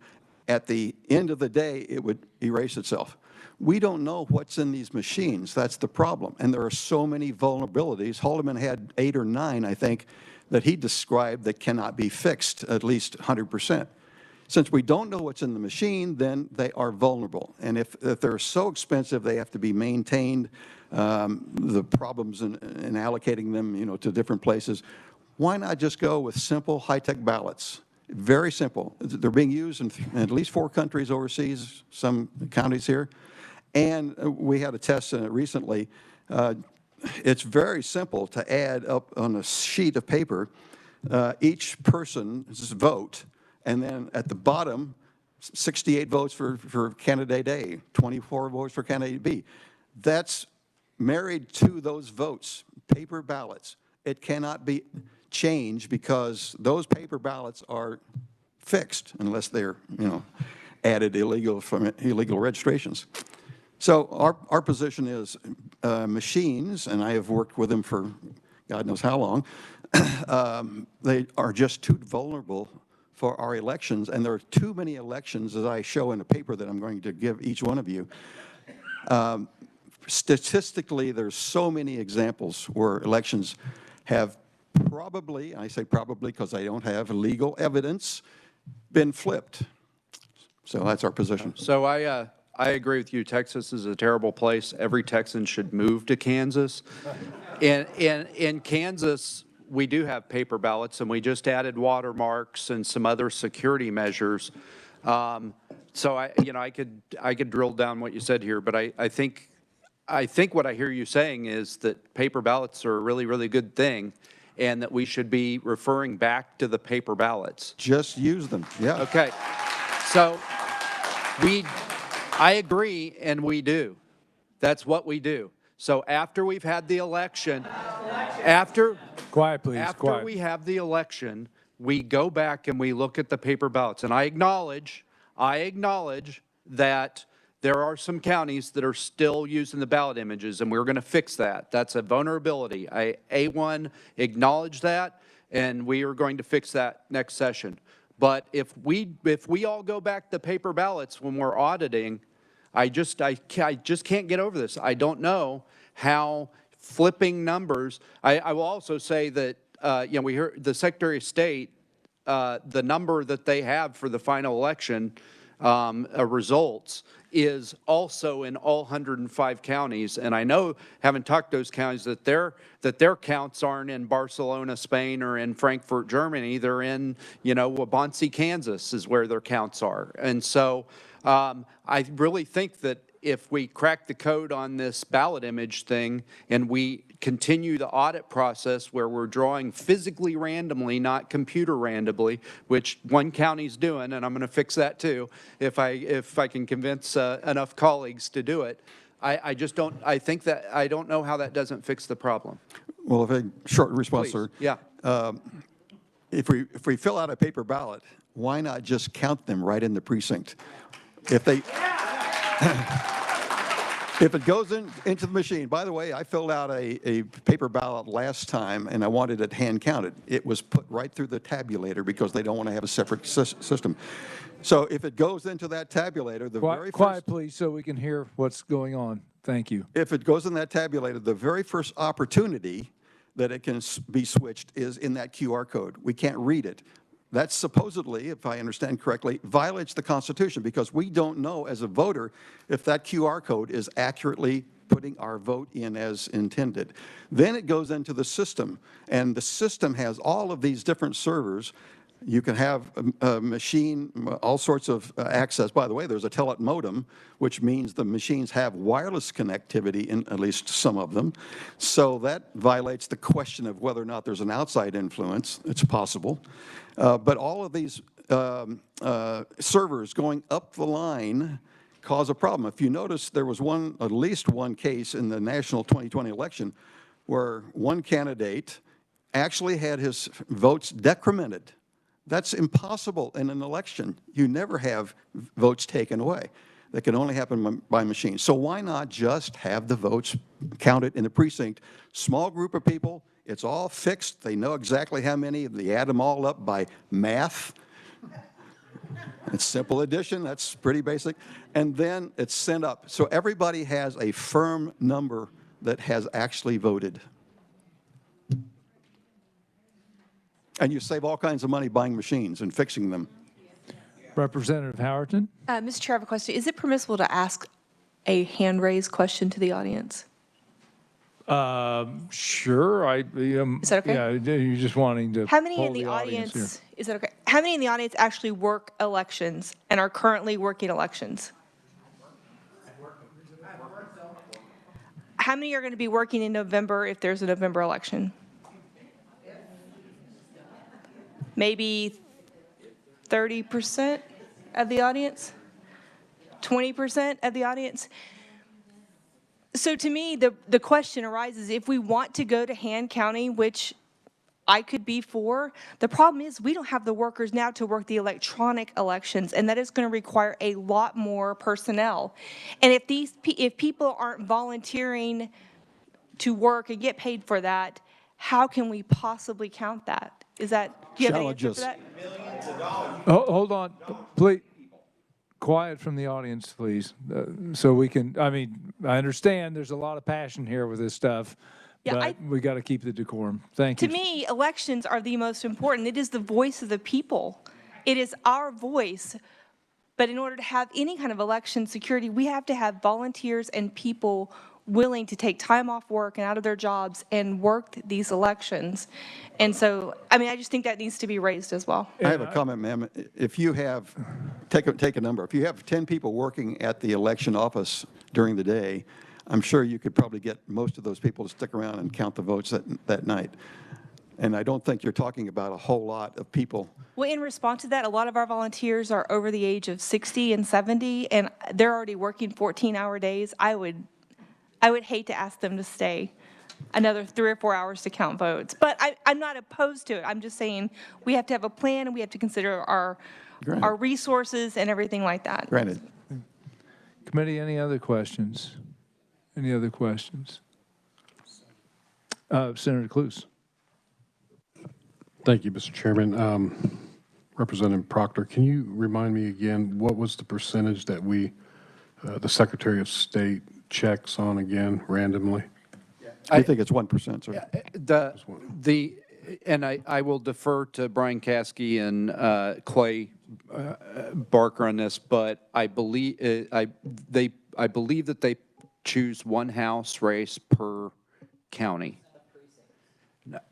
They choose. The Secretary of State's office doesn't choose precincts. They choose one. They choose one House race from each county, I believe.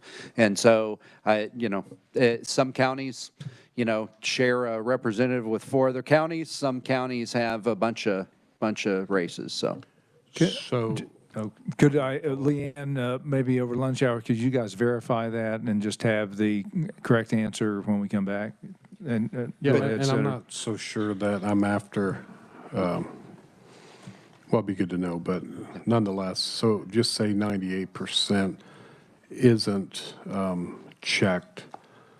Well, now the counties also pull precincts. They draw a random precinct that they're going to check, and then they also draw county races that they're going to check.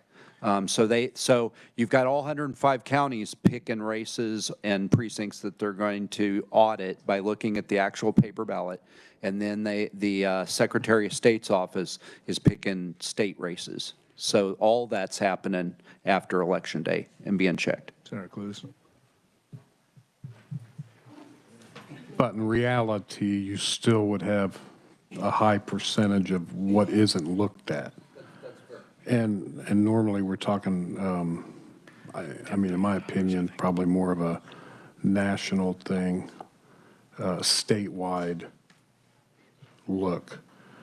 So for public opinion, it's going to be hard to get around the fact that, okay, let's just say what we're doing is in the random. How do we still get past the 98% for the public opinion of what we're hearing today to validate not going back to paper ballots? And again, we use paper ballots. I mean, we vote on a paper ballot. I know, but I mean checking. Please. Okay, please. so please. Yeah, you're not testifying. This is a discussion of the committee, and that's how we have to do this. So, I understand. Yeah, but this is a common misconception. The touch screen spits out a paper ballot that shows what you voted in human speech. There may or may not be a QR code, but in human speech it prints out who you voted for and who you didn't. You look at it. If it isn't right, you go to election worker, and then you put it in the count machine. So every single vote cast in the state of Kansas has a paper record. So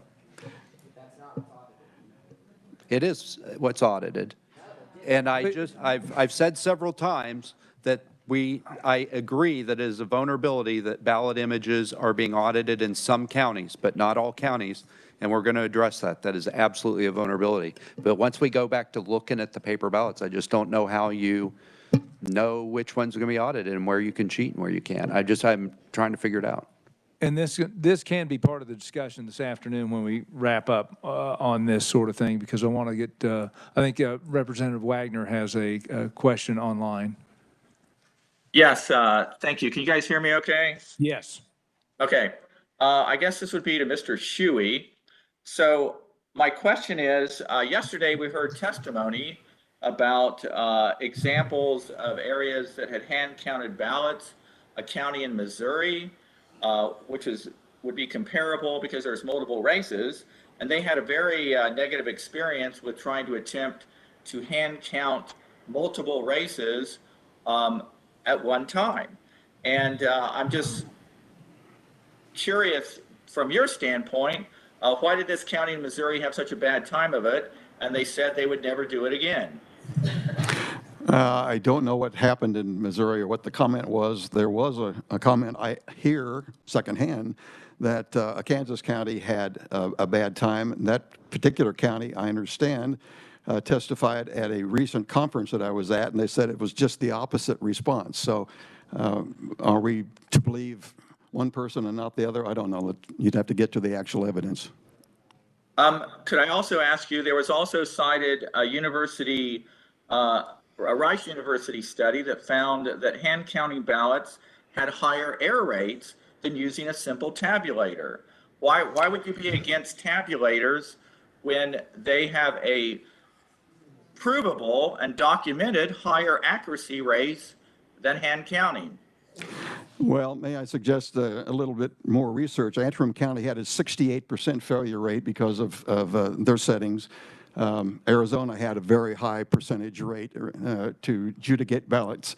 And everything that I can see from a logic standpoint, if you're standing there and looking at a ballot with two people counting that particular vote, it's pretty easy to say if that vote is for one candidate or another. So I would have to dispute that argument. Okay, if I can follow up, Mr. Chairman, I have another question.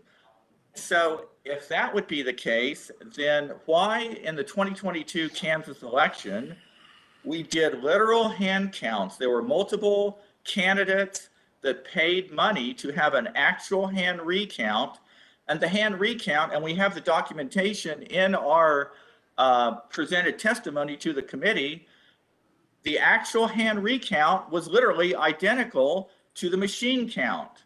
And so if it is being manipulated, how would that happen? I mean, give me a logical reason as to how that would happen. If I have the right election, I believe that the actual count was done on digital images, not the actual ballots. Is that correct? If I may interrupt, there were multiple counties that were audited. Some of them used digital images, some of them did not. Why did we not have certain counties then show a discrepancy and others did not? Why was it uniform across the statistical data? And we have the data was presented to the committee yesterday. I mean, seriously. Well, the question is, was there any cheating in that election? I don't know. Was it an important enough election to have any malfeasance done? I don't know. It might have been one of those things where everything in the selected counties was perfectly fine because of the county selected or the vote that was taken. So that doesn't necessarily mean that there is not the possibility of malware in any machine or bad actors acting on those machines somewhere along the election chain. Okay, if I have another question, Mr. Chairman. Yeah, so, Mr.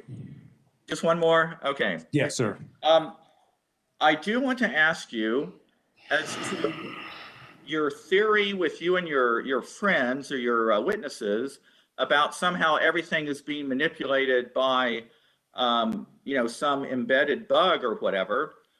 But isn't it the case that in Kansas, where you have decentralized elections, that the counties do not have a uniform election machine or even tabulator or any of that? They're by different vendors, by different manufacturers. And so how would it be the case that with that decentralization, that this is not one person? How would you flip an election like that?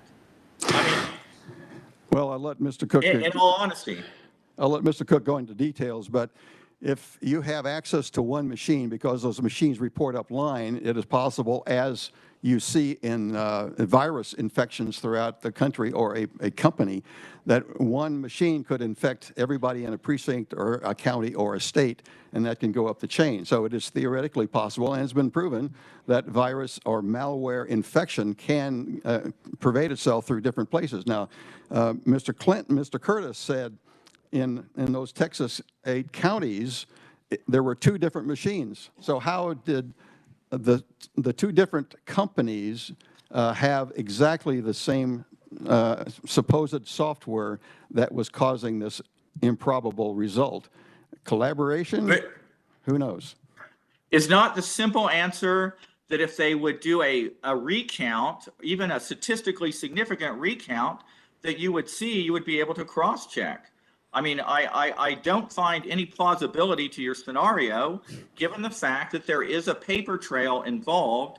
And I would remind you, the groups like Judicial Watch and the Heritage Foundation, their sort of gold standard is having a paper trail, and Kansas does have a paper trail that allows for audits, and that anybody who's going to steal, who would attempt it, is always dissuaded by the fact that there's a high probability of being caught, almost an automatic probability. I mean, again, I just do not find any plausibility to your scenarios, given the standards that Kansas is already using and the decentralized basis of our elections. So again, thank you, Mr. Chairman, for the time. Okay, Jason has the actual statute on the audit here, just to clarify for everyone here.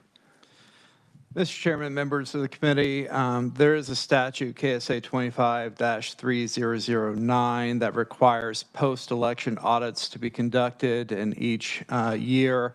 And even numbered presidential election years, the Secretary of State randomly selects one federal race, one state legislative race, and one county race to be audited.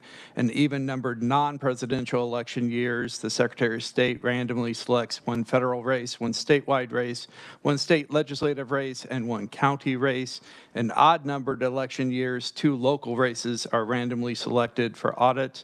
The audits are to be performed manually and review all paper ballots that were cast. It is 1% of the precincts is randomly selected for the audit, except that in even-numbered election years, if a federal, statewide, or state legislative race is within 1% of the total number of votes cast, then 10% of the county precincts are then randomly selected for the post-election audit. And what's that statute number? That is 25-3009. 3009, okay. Just for people's reference on that.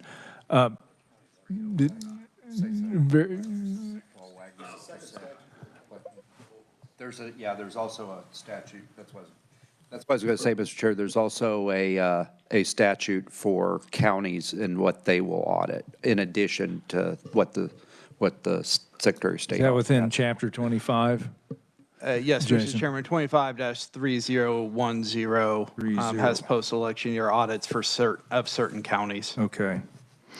All righty, that sounds good. Folks, we're running late on time for our lunch break. I think what we're going to do is break for lunch. We'll come back at 1:05.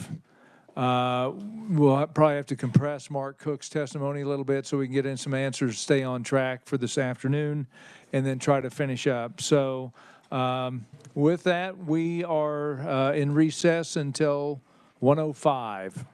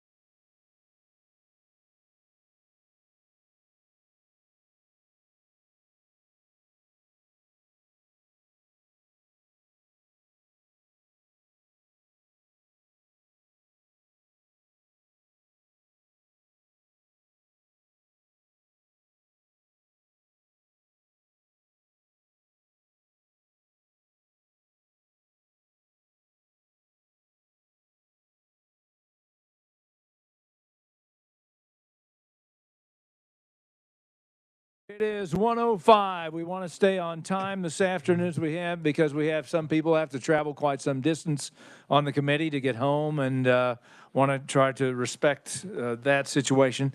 So we're going to get started here with our next conferee, which is Mark Cook. And I know Mark's got a rather large presentation, but I've asked him to pare it down to fit within the time, and I appreciate your helping with that. And I do know that he's going to give a presentation out in the main hall afterward for anybody who wants to stay and to view that. So Mark, I'll turn it over to you, sir. Very quick here as well. Introducing myself. So I dove in about 3.5 years ago into our election systems full-time. And up until then, I have been running an IT company since I was 13 years old, cybersecurity, forensics. I have done it all. I design and run data centers, servers, software, hardware, integrated systems of every type. I specialize in complex systems, root cause analysis. When I first looked into our election systems about 3.5 years ago, I realized we are in a dire problem right now in our country, and that's why I have decided to uproot my entire life to help other people understand what it is that I saw, because once you see it, you cannot unsee it. And a lot of people do not understand the complexities of these systems, whereas I do. And I feel very bad for the people that don't, because I don't want them being taken advantage of. So I'm going to skip right to it here. We have an ecosystem of elections. It's not just about the computers. It is about the entire thing, from the voter registration databases, the voter validation systems, the tabulation systems, and the reporting systems all in.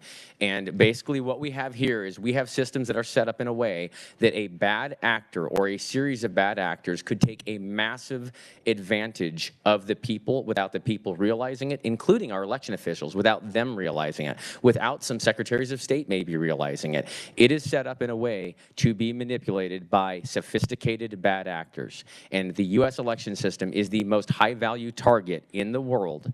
Therefore, there are a lot of people that would want to manipulate it, and they have the means to do so. And I'm going to go through this very briefly for you. So to understand this, the voter registration system controls a number of ballots in circulation. That's the voter registration database. That's why it's critically important. The voter validation is the signature verification for mail-in ballots and the electronic poll books. They can be used in concert to manipulate elections from the outside to where the county, not even the state, would realize what's going on. And it's really important for people to understand the details here. And I don't have time to go into all of them, but contact me afterwards. I will go over them with you.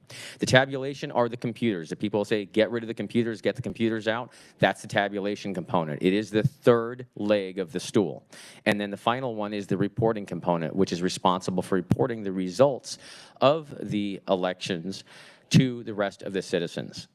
So we all know this is not a Democrat or Republican issue. Democrats know there's issues with our election system. Republicans know it. The citizens have kind of been the most recent ones to find out about this.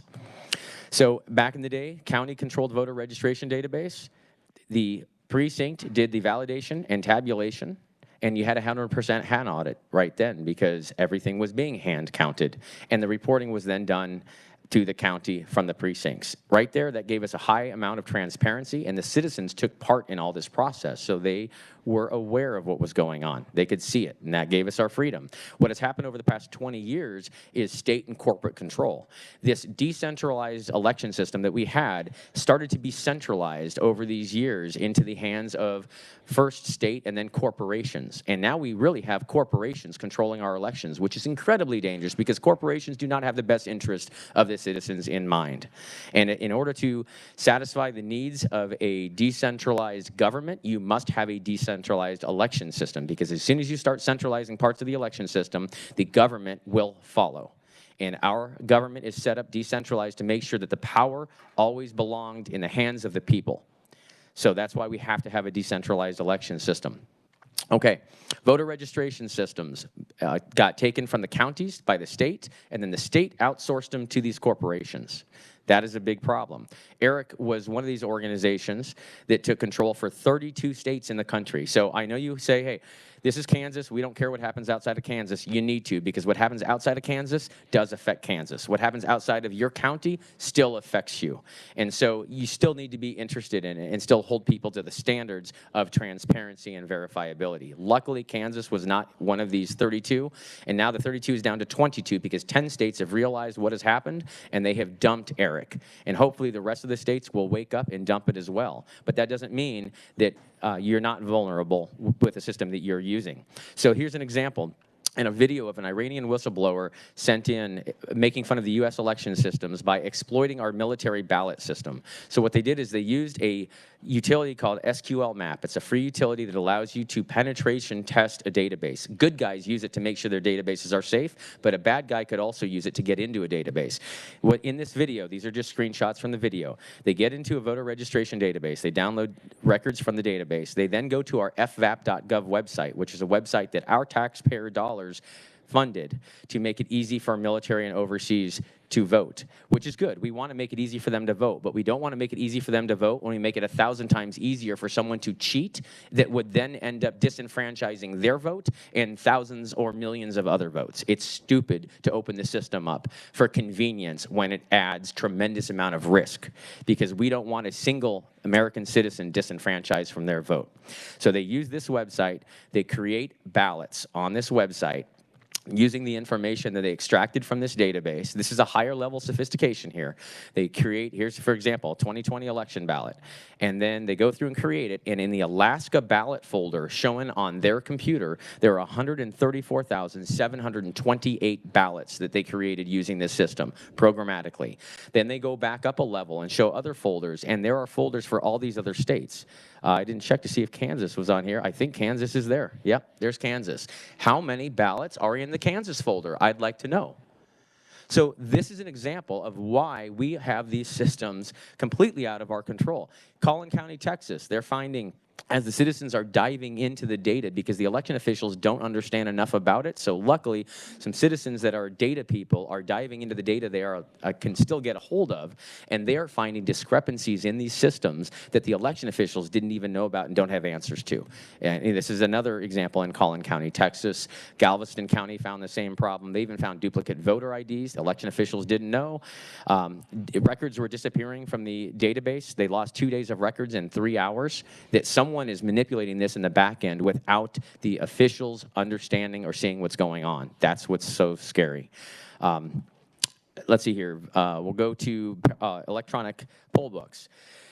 18% of the country still uses paper poll books, which is great. It's really hard for an Iranian hacker to get into paper poll books. But when you have 82% of the country using electronic poll books, they can easily be manipulated. And just in Kansas alone, you have 93.5% of your counties using electronic poll books. And here's why electronic poll books are really critical.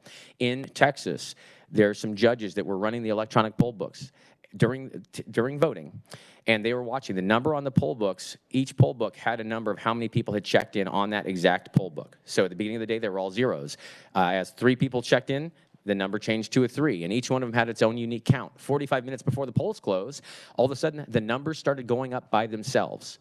And no one was physically checking in, but the number of check-ins on the poll books were being increased. And the election workers are saying, oh my gosh, what do we do, what do we do? And it's happening not to just to one poll book, but it's happening to all the poll books. Someone was injecting entries into the electronic poll book system without them knowing or controlling it. Now, there was a time change there. So some of the systems were set for daylight savings time and some weren't. So I believe that's why some of them saw this behavior. I believe the behavior was supposed to start after they had boxed all of them up and should have been happening when they were closed so they wouldn't have seen them. I think this was a God thing that allowed this time thing to happen and allow them to see it. And not only did it happen in this one polling location, but it happened in multiple polling locations in that county of Dallas County.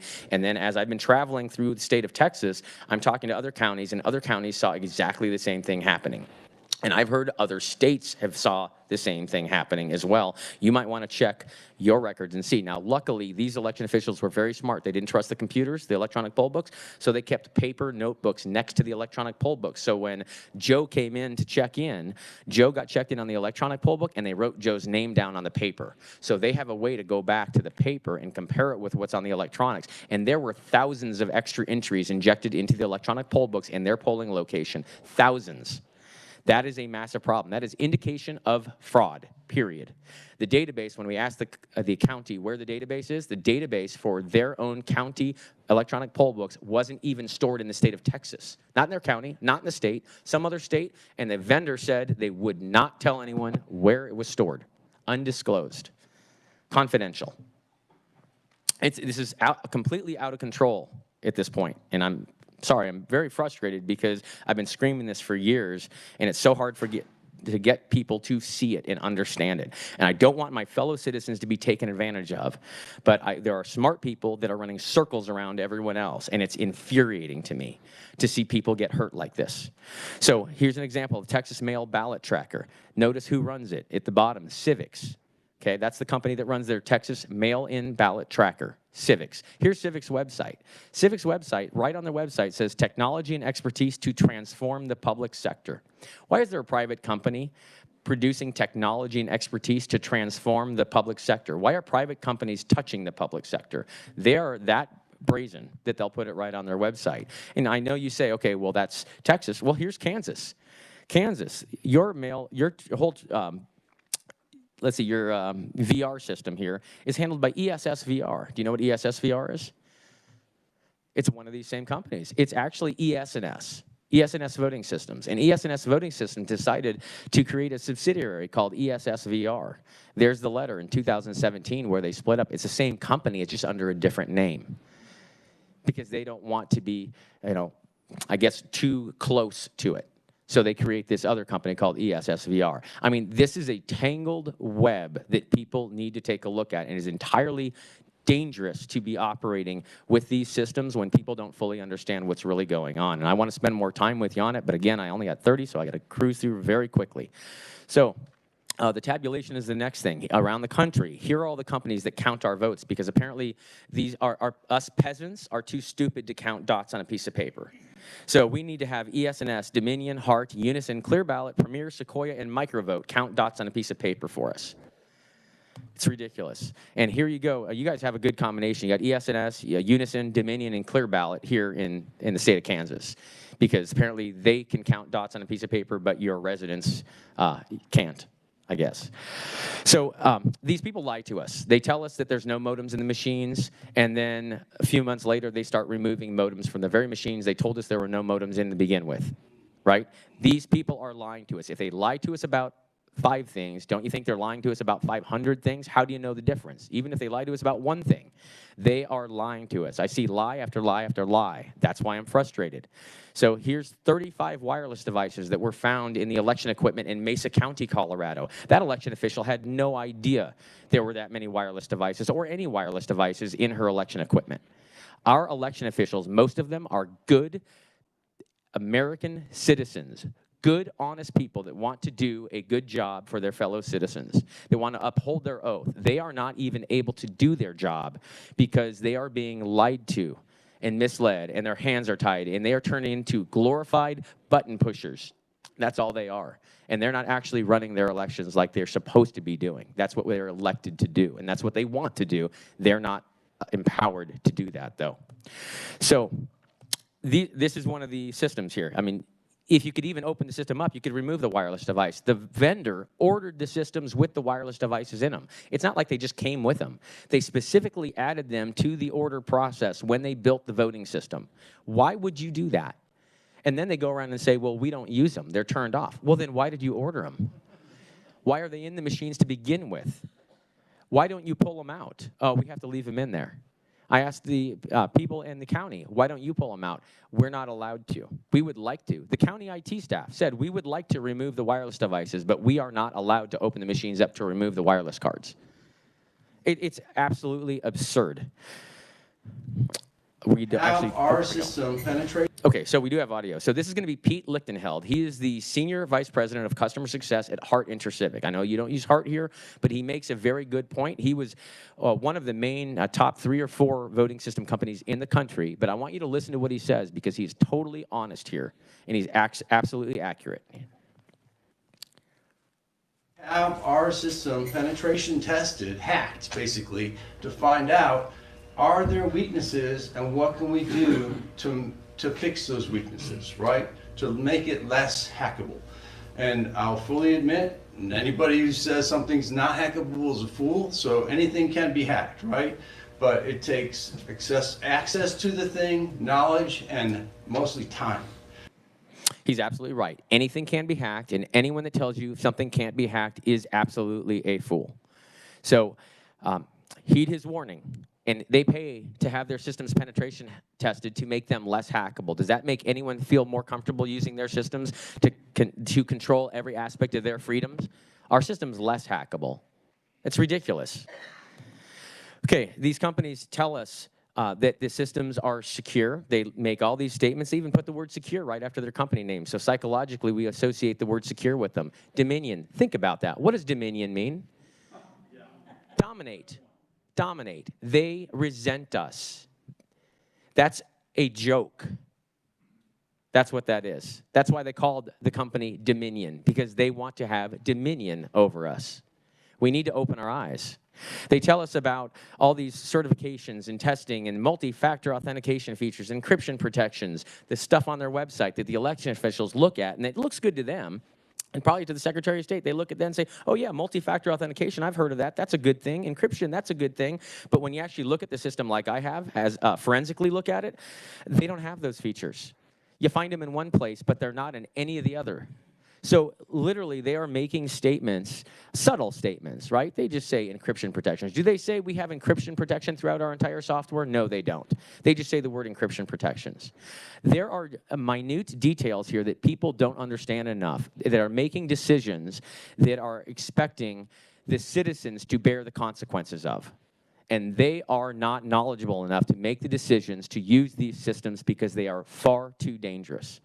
I'm happy to go into detail about any of your systems you have here and let you know what you're really working with if you don't already know it. And you likely do not know it because these companies don't want anyone to look under the hood.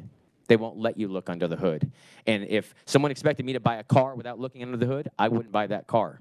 Why are we expected to pay for the car and then ride in the car when we can't look under the hood? So this here is a building. It doesn't look like it's very integral here because it was hit by Eric Coomer, who is the one of the lead programmers at Dominion. In fact, I believe he has several patents for voting system code. He's pretty high up at Dominion. In fact, probably wrote a lot of their software. And I want you to watch what this man does when he's questioned by the police after he ran his vehicle into this building.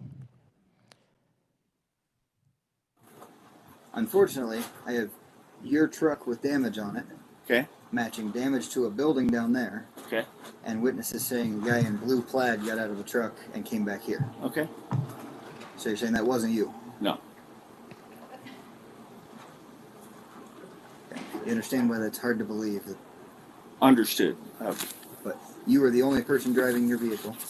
As far as I know. So you had a little accident down there, huh? No. No. Okay, there are tons of witnesses down there described you to a T.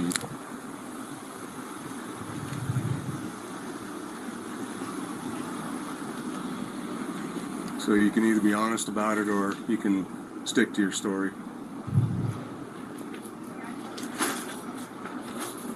Not sure what you're asking about.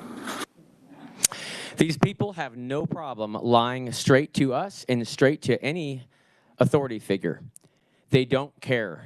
Now, he hit that building. In fact, when he got put in back of the police car, his attorney finally showed up. And after his attorney had a chat with him, he decided that he all of a sudden had recollection and admitted that I did hit the building. I'm just under a lot of stress, he says. He says, look up my name, you'll see why. And this was shortly after the 2020 election. And I'll tell you why he was under a lot of stress. Because prior to the 2020 election, he was caught on a Zoom call with some Antifa members claiming, and Trump isn't going to win. I made effing sure of it, is what he says on this Zoom call. He is the lead programmer at this company that handles the votes for 23% of the country. Isn't that an odd statement to make? So someone caught him making that statement. That's why the guy was under a lot of stress. And this is not a Democrat or Republican thing. This is not a Trump thing. This is way too much power in the hands of very smart people that understand the complexities of these systems when the citizens that rely on them for their freedom do not understand them. And these people, these smart people, can run circles around you and you don't know that it's happening. You probably barely know how your cell phone works. Most people don't know how their cell phone works. They don't understand how their computers work. And we're expecting to use these complex systems to count their votes. It's absurd. So here's Dominion again. This is another guy here from Dominion. Listen to this. Possible for our machines to switch votes from one candidate to the other. In company, it is not physically possible for our machines to switch votes from one candidate to the other. Did you hear that? It is not possible for our system to switch candidates from one candidate to another, right? To switch votes from one candidate to another. How about I'll show you he's lying? I'm going to show you right now.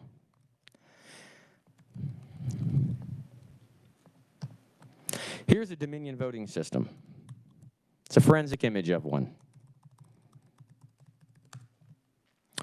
Okay, I forensically examined this system. I was the lead forensic examiner on it. So I'm not telling you something that someone else told me. I'm showing you exactly what I did. And this is the same system that any election official could sit here and do as well. And I'm going to show you what's built into the system. Right here, this backdoor tool. You can click on right here. It comes right up. Now, you could put a password in, but you could also just click connect and not put a password in. So I'm going to not put a password in, just hit connect. Comes right up. I'm going to come over here. I'm going to open up the voting system databases. This is right behind the software. This is a back door into the database, bypassing all of their protections. And it's built into the system by the vendor. And I'm going to pull up this general election right here. And I'm going to go into the database tables. And let's see here. I'm going to see if I can view one of these tables. So I'm going to click this here and see what's in it. What do you know? It shows me all the stuff on the ballot. Right there. Real easy. There's Biden with an ID number of 1. And we'll go up here and we'll find Trump with an ID number of 2. ID numbers are usually mapped to names. So numbers map to names with computers because computers deal with numbers. So first what we're going to do, before we try to see if we can flip votes, basically the opposite of what the guy from Dominion just told us you can't do with their software. We're going to come in here. We're going to pull up the results of the election right here. And by the way, when I first did this, it took me about a minute. When I first looked at it. That's all it took. And I didn't know anything about the system. So there's the results of the election. Joe Biden, 31,000. Donald Trump, 56,000. Okay? Now, let's see if this guy's a liar. I'm going to click edit here. Kind of looks like a little Excel spreadsheet. Pull this up. We'll go to the bottom here. There's Biden. We're going to change this 1 to a 2. Now, I figured it's not going to let me do it. I figured it'd tell me access denied, can't make changes. I mean, they should never let me do this. It takes it, no problem. So I'm going to go right up here. We're going to go to Trump and change 2 to a 1. So we have just changed 2 numbers now in the database. And now we'll go back here and let's pull the results of that election. So I'm going to click execute now, and let's see if the guy's a liar. What do you know? Biden, 56,000, Trump, 31,000. He's a total liar. We absolutely can flip the results of an election with software built in by the vendor. And you guys are using that software here in your state. Did you know that? Do your election officials know that? We're being lied to. We're all being lied to. And you don't need to do it from here. You could also do it remotely. You could connect another computer to that network and do it from there, downloading a free utility from Microsoft. It's that open. You could even do it with a flash drive. Here.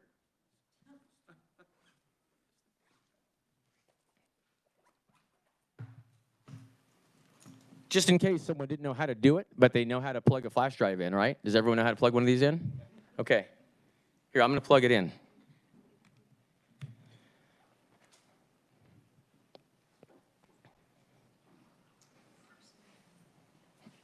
Oh, can we get the video back?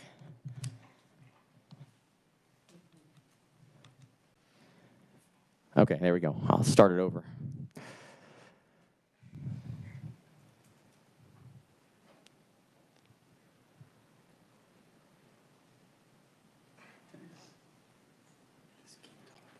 Okay, so I'll keep talking. So anyway, what it's doing now is it is actually pretending that it's a keyboard. And it is actually sending keystrokes in, utilizing the second backdoor that I found on this system. Not just one backdoor, I found 2 backdoors. And this is another utility hidden on the hard drive that it is commanding, making changes in the database. And it just did it by pretending to be a keyboard, which there is no protection against. And this similar type of thing could be done with any voting system. ES&S, HART, Unison, all of them may be susceptible to this. I would love to know for sure, but this one was really easy. So it just ran. All I did was plug it in. So now I'm going to pull the results again. Here we go.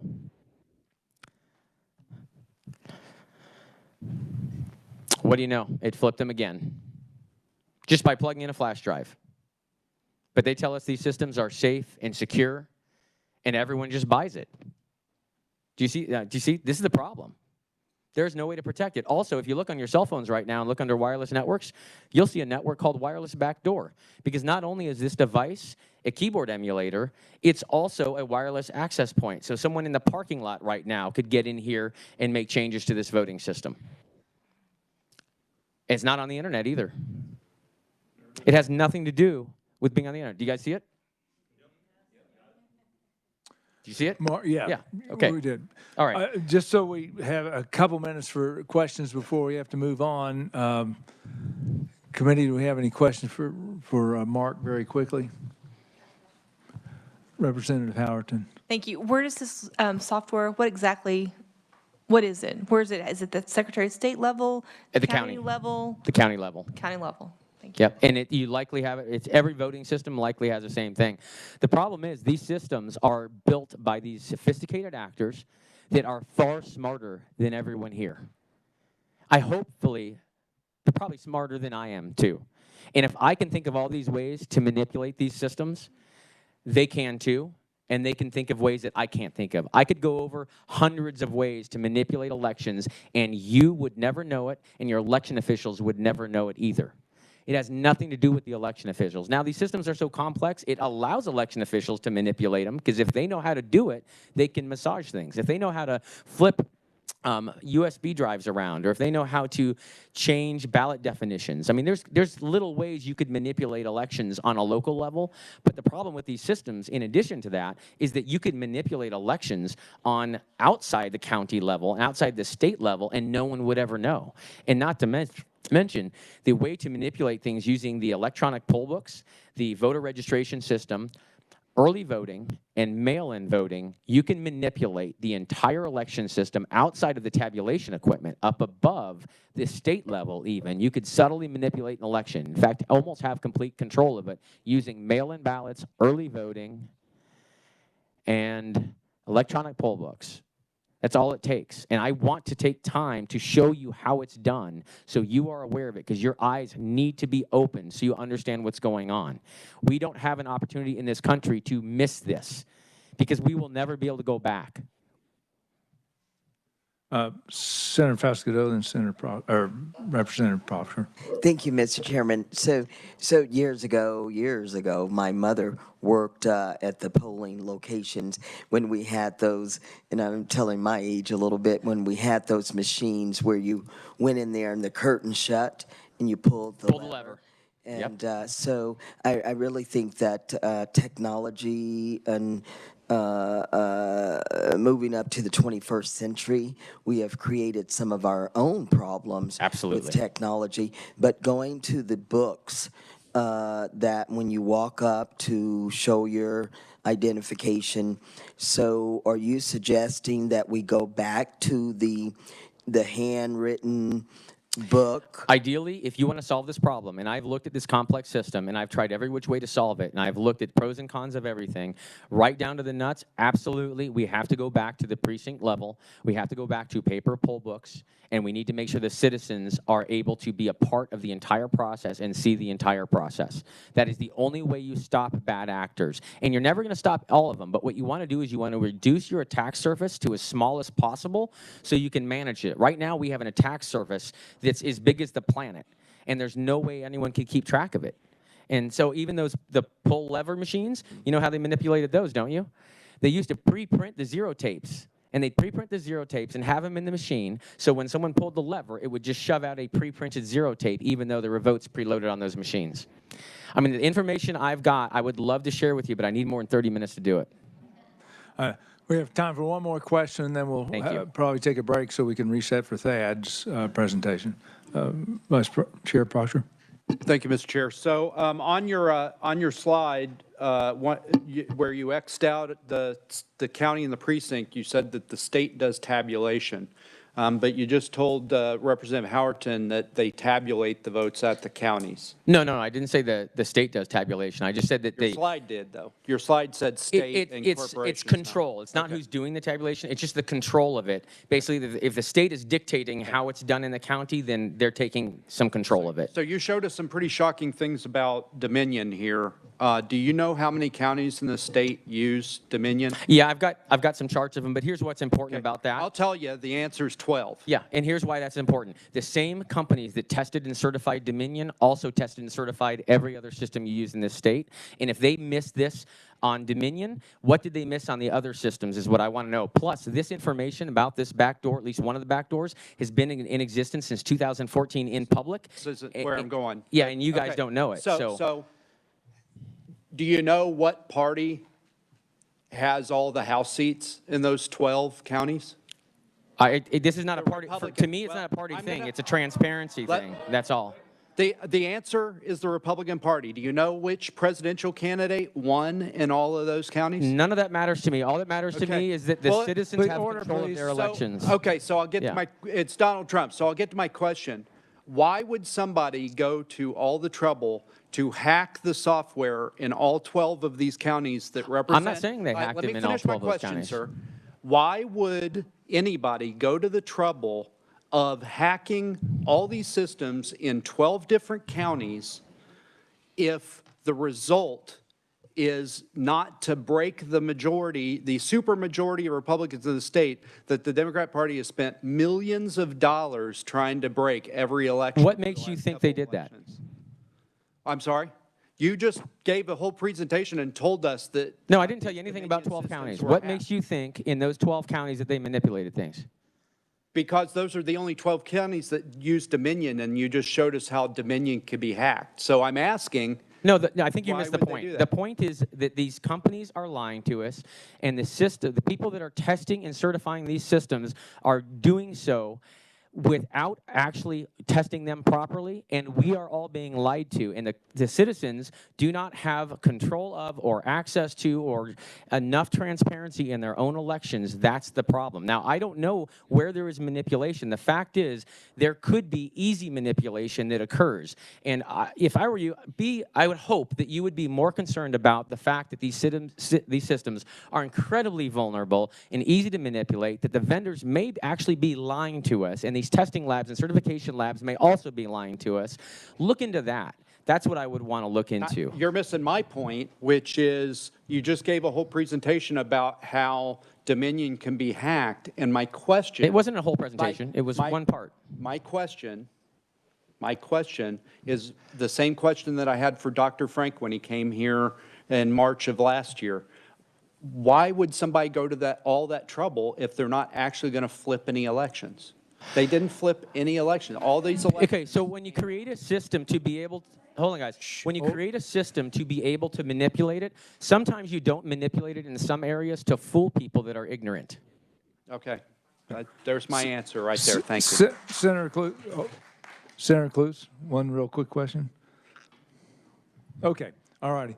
Thank you, Mark. We appreciate it very much. You are very welcome. Thank you. Folks, we're going to...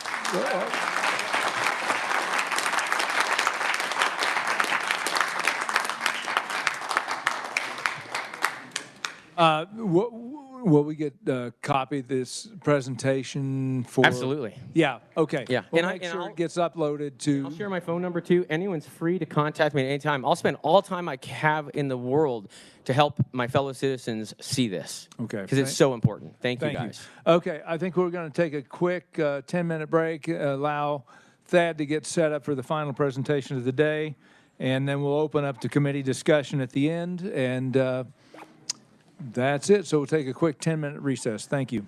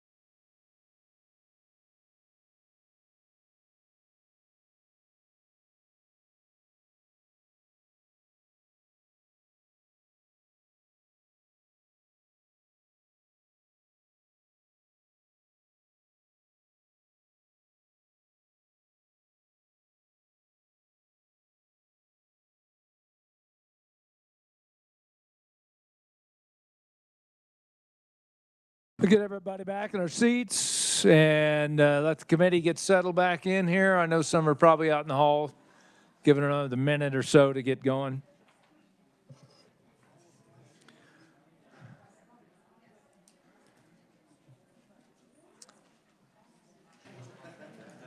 Representative Garber, would you flip the doors? Thank you, sir. Enlist a little side help from the reps. Yeah, yeah, absolutely. It's not who counts. Do what? Well, exactly. Okay. Give it another minute, Thad. Give them to get hopefully a couple more drift in here.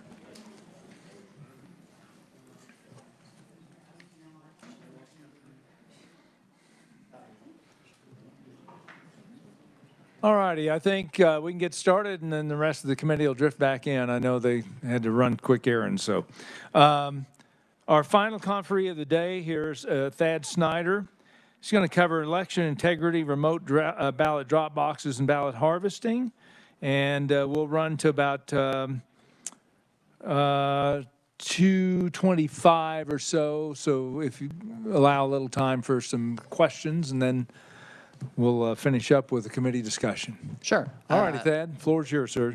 Yeah, if you want to put up the slide. So Chairman Thompson, Vice Chairman Proctor, committee, thank you for your time over the last 2 days. As you can tell, this is a big deal. I don't know how many out of legislation committees have this much attendance, but I think this kind of goes to show that this is a really important issue to us. So I actually do appreciate your time. This graphic is a pretty good representation of what we're dealing with here, right? You have this convoluted system that is pitched to us as some sort of hyper-secure voting method, and as Mark demonstrated in his presentation, it's not even close. And you know, the big point I want to make is that the counties don't program their elections, right? We abdicated that to third-party for-profit contractors, and as you saw in Cherokee County, that can lead to problems. And as Mr. Caskey intimated yesterday, that beat all systems that we had in place to test these machines prior to and after their use. It wasn't until we used the paper ballot that they actually found those discrepancies in the vote total. So the security measures that we have in place now are not robust enough to catch what just happened in Cherokee County in 2022 where the votes flipped. And I'm going to go through my presentation, and then I have some comments about things that were said yesterday as well. But I titled my presentation, Good Enough Should Not Be the Enemy of Perfect When It Comes to Election Security, which is where I feel like we kind of are. You know, the Legislative Audit Committee did a great job of kind of going through that. But I thought it was interesting that they said that adequate was if you followed 50% of procedure. So I don't find that adequate.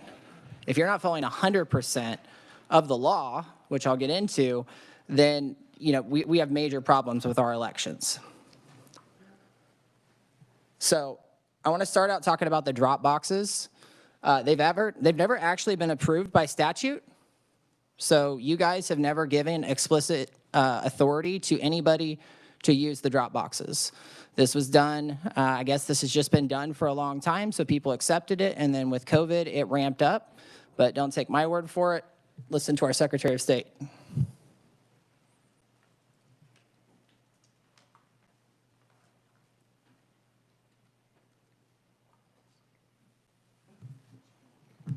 We have the audio on that. They've always been considered an extension of just like there's really not a statute that says you can box without a ballot either. It's always been customary and precedent. So basically, the Secretary of State, while in front of Fed and State, do I need to stop talking while you're doing that? Basically just admitted that there is no statute that allows for drop boxes or mail voting, but we do it anyway. And the problem with that is that there's no laws governing those either, right? There's rules and regs. Well, we are not a country that's governed by rules and regs. We're a country that's governed by laws. And so, and I'll get into that too with regard to recommendations on how to fortify that. But most of the drop boxes in Johnson County were actually paid for with the CTCL money that we got in the 2020 election, as well as the security cameras, again, which I'll touch on here in just a minute. The statute actually says that the If you look down at the slide, you can see where it says that the ballot is actually supposed to be transmitted by the voter to the county election officer. Well, that's not happening. The ballots are not being transmitted by the voter. They're being transported by either third parties, ballot harvesters, or partisan election workers who we cannot monitor and are not required to keep a valid chain of custody. There's no laws governing chain of custody right now, just rules and regs. Next slide. So here's the contract that we had with CTCL, where you can see that they gave us the money to pay for drop boxes, right? They gave us the money to buy security cameras. Why are we taking money from a third party to buy these things? And keep in mind, too, that security system, actually the total voting system, right? This is where we kind of get into the weeds on the law. Kansas is unique because we subscribe to the Help America Vote Act in statute. Right? We actually codified it into statute that we will follow federal law.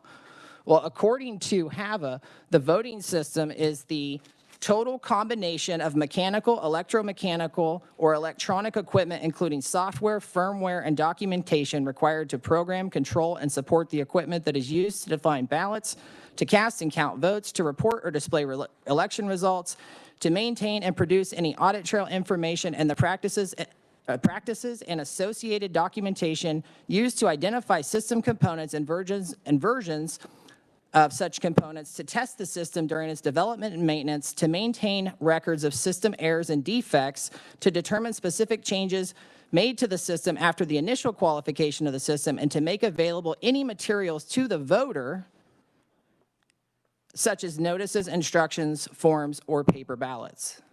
That's not happening. Right? We use electronic poll books, never certified. Ballot on demand printers. When I went into my precinct to vote the last election, they printed off my ballot there in front of me. That was never certified. It also violates statute because all the ballots are supposed to be in the election officer's hands 5 days before the election starts. The thumb drives, as Mark just showed, thumb drives can be a major attack vector on these machines, and that's exactly what flipped the votes in Cherokee County. Software. I'm not sure if you all are aware, but Johnson County had ConEck, which had a software called Poll Chief, running its election management system for 7 years.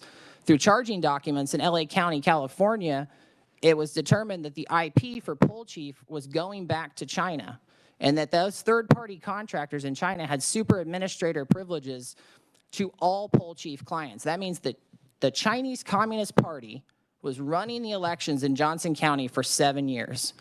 It was poll worker and asset management. So they knew the exact machines, the serial numbers. They knew which election workers were probably favorable, which ones weren't, so they could flag them in the system to determine which ones would get called to work and which ones wouldn't. That's a phenomenal power. And if they're in our cloud, right, if they're in the election management system cloud, the Microsoft Azure cloud, then they're in our entire system. You're talking about a nation state that just had a back door wide open that they could walk through. What else were they doing during that time period? And nobody's taking that seriously, and that's super alarming to me because that is a national security issue, and it's demonstrably true. It's a big part of what Sheriff Hayden is trying to get to the bottom of in Johnson County, but he can't even look at the election materials that he needs to for his investigation because he's not allowed to. You're not allowed to. Brian Caskey told one of you yesterday, I don't remember who it was, that he couldn't tell you the security measures for our system. What? I didn't elect Brian Caskey. He's an appointed bureaucrat. We elected you. When Clay Barker referenced plenary power over elections, you absolutely have constitutional plenary power over elections, and you should not be told no by an unelected bureaucrat when you ask for the security measures for our voting systems. The same thing goes for the source code. Why are we signing contracts that disallows you, the legislature, plenary power, we, the people who pay for it all, and law enforcement who has a responsibility to make sure it's being used appropriately? Why are we all disallowed from it? When I say that you need to exercise your plenary constitutional power, it's to take back control over elections, because right now it's been abdicated to the executive branch, who then just hires third-party contractors, for-profit third-party contractors, to run the elections, who obviously can't be trusted based on Mark's presentation. CISA actually sent recommendations to the Secretary of State's office prior to 2020 and recommended security measures that we should do in order to have valid chain of custody. Chain of custody is evidence integrity. If you don't have it, then you can't say that that vote was cast by that person. You just can't. And I'll get into how we can fix that, but it says that chain of custody logs must be completed every time ballots are collected. Team members should sign the log and record the date, time, security seal number at opening, and security seal number when the box is locked again. Can you play my video?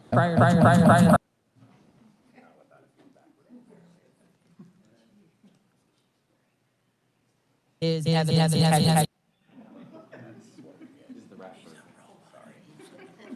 So essentially in the video, Secretary Schwab says, you know what, like we just told them to sign it. Like, they have to do an oath, so that was good enough. No, it's not. Somebody said yesterday, I don't remember who it was, that we need to trust the election workers. No, we don't. We have no obligation to trust the government. The burden of proof falls on you to prove that what you're doing is correct. We do not have a faith-based system here. You have to make sure it's demonstrably true that everything that you're saying and doing is what you're saying and doing. And we, the people, have an inherent distrust for government. We just do. And so we're not going to take your word for it. We're not going to take the election workers' word for it. In Connecticut, 2 weeks ago, the election clerk was caught on camera stuffing ballots into a drop box. The election clerk was. The Connecticut legislature just approved $150,000 to hire a special investigator for that. That's the election clerk. That's the person that we're being told that we have to trust. No, we don't. You have to prove it to us.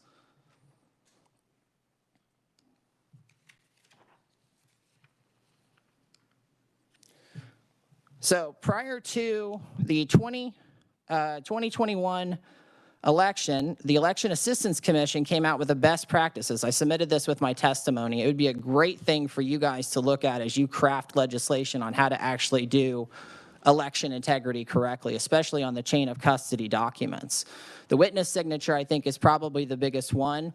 I actually think the election workers should wear body cams. We make our police do it to protect our civil rights. Why wouldn't we make the election workers? They're handling our ballots away from everybody. And just because they're bipartisan doesn't mean they have our best interests at heart. I actually don't care if you're Republican or Democrat. I don't trust you either. I don't have to. Prove it to me. And, the people that are most, the one thing I always appreciate about Senator Fascadeau, she always has her constituents' best interests at heart. Every time I've ever been here and she's asked a question, that's where it's coming from. And I can tell she really cares. And the people that are most affected by this are minorities because they don't have as many votes. And so they get diluted with every vote that's not real. And so I always appreciate that about you. We probably don't agree a lot politically, but I absolutely appreciate what you're doing for your constituents. The best practices on chain of custody, you can see there is a laundry list there that are not being followed. So this was the document that I got in 2021 from Johnson County that the legal counsel told me was substantially complete. There's one signature on that entire ballot and not a single check mark. Not one. It just has the number 45 and one signature. That is not a valid chain of custody, right? There are not two people receiving that ballot, two people picking up those ballots. We have no idea what she did with those ballots. I'm not saying she did anything, but that's what this is all about. We do not trust the system, and we don't have to. Again, burden of proof's on the government here. So in that election, there were 6,000. So I got 113 of those, and most of them looked exactly like that, and none had 4 signatures, which means that there were 6,694 votes in Johnson County in that election that had no legal chain of custody. The votes were counted anyway, and the canvass was done regardless. And I actually brought this to the attention of the canvassers prior to signing, and they did it anyway. So let me go to the next slide. Hopefully this video plays. 6,000.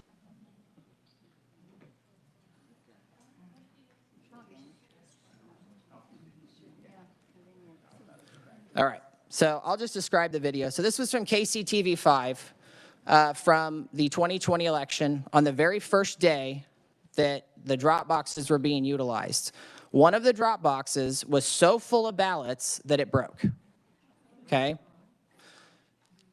You can't see the numbers, but I promise you they're there. They said that there have been about 8,000 votes cast thus far, according to the Secretary of State's office on the first day. Those boxes hold 1,800 ballots. That means that about 22% of all ballots cast on the first day in the 2020 election ended up in that box that broke. I wanted to see the video of that box. Were there really 1,800 people that went and dropped off votes, or was there one person or 10, or how many people did it take to fill that box enough that it broke? Now, that's statewide, there were 8,000, and there were 1,800 in that one box outside the library. So the box breaks, and the reporter goes to our election commissioner, who at the time was Connie Schmidt, and asks, who's monitoring these drop boxes? And she says, the sheriff's department. So then the reporter goes to the sheriff's department, who says, we're not monitoring these drop boxes.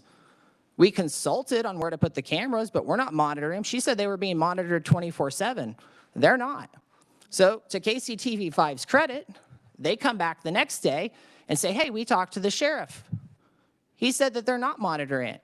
And then Connie says, well, we have a private security company that's doing that. Well, no, you don't. There was no private security company. So I cored those Dropbox videos, and apparently I'm not allowed to see them because they violate the county's water, power, and cybersecurity standards.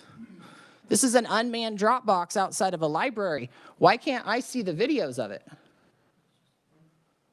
Oh, is it playing? Okay. How do I go to my next slide? I filed dozens of CORA requests. CORA needs bad reform. I don't know which committee that is, but I would love to come in and talk to whoever's in charge of that, because CORA in this state is an absolute travesty. Johnson County Elections Director denied me all of the chain of custody documents as well in 2020 because they're, quote, sealed up.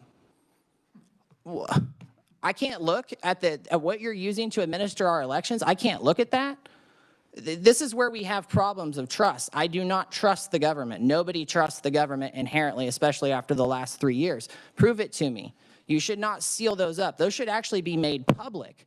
You know, what's interesting about the cast vote records that we asked for over the last couple of years, Kansas didn't give out any. There were thousands given out all over the country, and LA County posted the cast vote records right after the election, and that's in California.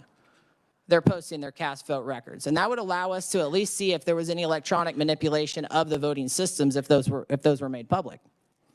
So according to CORA, it's to ensure public confidence in government by increasing access to the public, to government and its decision-making processes. And then in a decision by the courts, they said the act shall be liberally construed and applied. That is not happening with elections. Everything is a black box.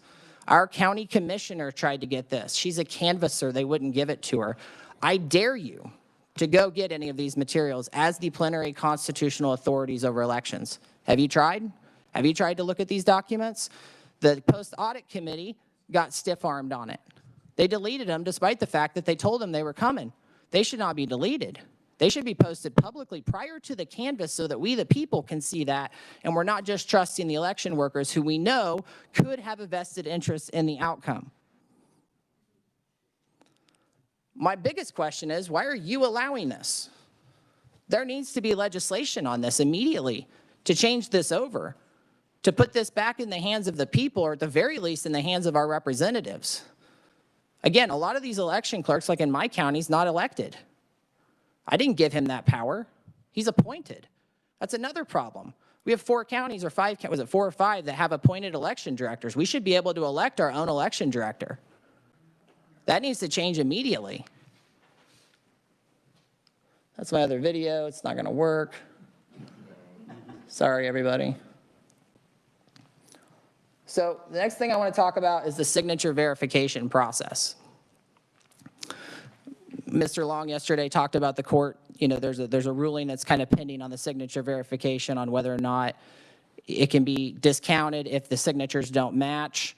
If the court comes back and says that the signatures don't have to match, then how can you possibly do absentee voter ballots? You can't. You have to be able to match those signatures. And there's a lot that goes into signature verification. I went down a rabbit hole on this, and in order to become a certified document examiner, you need thousands of hours of training. You need multiple sources from that same person to compare those signatures. And you might be like, well, if it's close, no, it can't be close. Again, there's not a single person in the Kansas elections that has the wherewithal to verify a signature. I think the FBI uses 42 different points when they do a fraud investigation to determine if a signature is real. These are our rights. This is a civil right. and it should be taken a lot more seriously. So I won't read all this, but this was code I found on the National Institute of Standards and Technology as far as forensic document examination. Absolutely nobody that's verifying these signatures has these credentials. And we can't use AI. We all know that that will go awry. So anybody that suggests that, you can't do it. You know, not to mention, you know, what just happened in Johnson County is they sent out all these absentee ballot applications that were pre-filled out. Well, if somebody steals that and signs it, that becomes the signature of record. So then if that person does decide to do an absentee ballot in the future and signs a signature, they're going to reject it. The other thing I wanted to mention is what happened up in Michigan, what's going on up there. There was a company called GBI Strategies that's across 20 states that had an employee who dropped off between 8,000 and 10,000 absentee ballot applications to one election office. Now, this is supposed to be a nonprofit company. And why is one worker filling out 8,000 to 10,000 absentee ballots for everyone else? If you don't think this goes on, you're mistaken. It absolutely does. The mail ballots are the biggest vector of attack in our elections because there's the least oversight. And you don't have to take my word for it. The Carter-Baker Commission in 2005, that's Jimmy Carter and James Baker, President and Secretary of State, both Democrats. I'm a Republican. I'll just out myself there. Both said that the absentee ballots are the biggest attack vector, right? That was in 2005. Now think of the sophistication of what's going on today. So the only possible solution for the signatures on the absentee ballot applications and the absentee ballots themselves is to have them notarized. You can go to the library. I mean, I think what bothers me about the voter registration drives is that everybody just assumes that we're all stupid, that we can't get in a car and go to the library, or we can't do this. Yesterday it was well, you know, I'm filling in the bubbles. Well, I filled in Scantrons for 15 years when I was in school, and I never had a teacher come back and be like, well, you didn't fill that out right, you got to redo it. It's not hard to fill in a bubble. And it's actually insulting to suggest otherwise. So why not have them notarized? That's the only way that you could possibly verify that that voter signed that ballot. Everything else is just conjecture. And we can't have that. Again, good enough should not be the enemy of perfect when it comes to elections. I think before the Secretary of State's office got hip to the fact that we knew what we were doing, we actually did get a bunch of emails. And this is from a previously submitted testimony. And this is talking about how a voter was able to go to a third-party website, put in a fake driver's license number, and get an absentee ballot. This guy then outed himself just to let them know that I red-teamed your system pretty easily. So how many times has this happened that we haven't caught? There's no way to know. These are just some statistics from the 2020 election since it was the one that really ramped it up. So according to this report from the Election Assistance Commission, that's the federal government, there were 15 million mail ballots that effectively disappeared after election officials gave them to the U.S. Postal Service to deliver. 15 million. Does anybody know what percentage of registered voters voted in the 2020 election in the United States? 92%. 9 out of every 10 people who are registered to vote voted? I don't think so. There were 155 million votes cast and 168 million registered voters. There's some malfeasance there. There was also an additional 1.1 million ballots that were sent to the wrong addresses, and we all know that that's going on. The voter rolls are definitely an attack vector. We've seen, there was a presentation a couple years ago where the lady that testified before me said that the least common birthday in the world is January 1st, but it's the most common birthday on the Kansas voter rolls. So mail balloting should also be accompanied with security measures such as voter ID requirements, laws that ban candidates, campaign staffers, political consultants, and others with a stake in the outcome from picking up, collecting, and handling ballots. We don't know what happens to those ballots after somebody goes to harvest them. You guys, I mean, I can't believe that you limited ballot harvesting to 10 and the courts came back and said that's unconstitutional. You need laws specifically governing each ballot to where you can't do this. Because those people that take those ballots and harvest them, you don't know what they're doing in between. They could steam them open. They could do anything to them. We have no idea. Again, it's kind of like with the Dominion thing that you were going back and forth with Mark. It's not that anything's happening, it's that something could. We can't leave the vault door open and the lights on and the front door open because somebody's eventually going to go in there and steal it, especially since this is all readily and publicly available information. The tracking of the ballots, it's nearly impossible. Senator Fasquedo pointed out that their ballots from Wichita go to Kansas City. Well, our ballots went to Wichita. Ballots intended for Johnson County went to Wichita. Here's the email. I don't have enough time to go through all of the malfeasance that we found in those emails, but there's a lot. And I'd love to sit down with every single one of you individually and go through it. But you had a whole pallet of ballots that went to the wrong location. That seems like a big deal to me. Here's an even bigger one. Somebody witnessed USPS vehicles with no license plates and a black SUV in the Blue Moose parking lot exchanging ballots.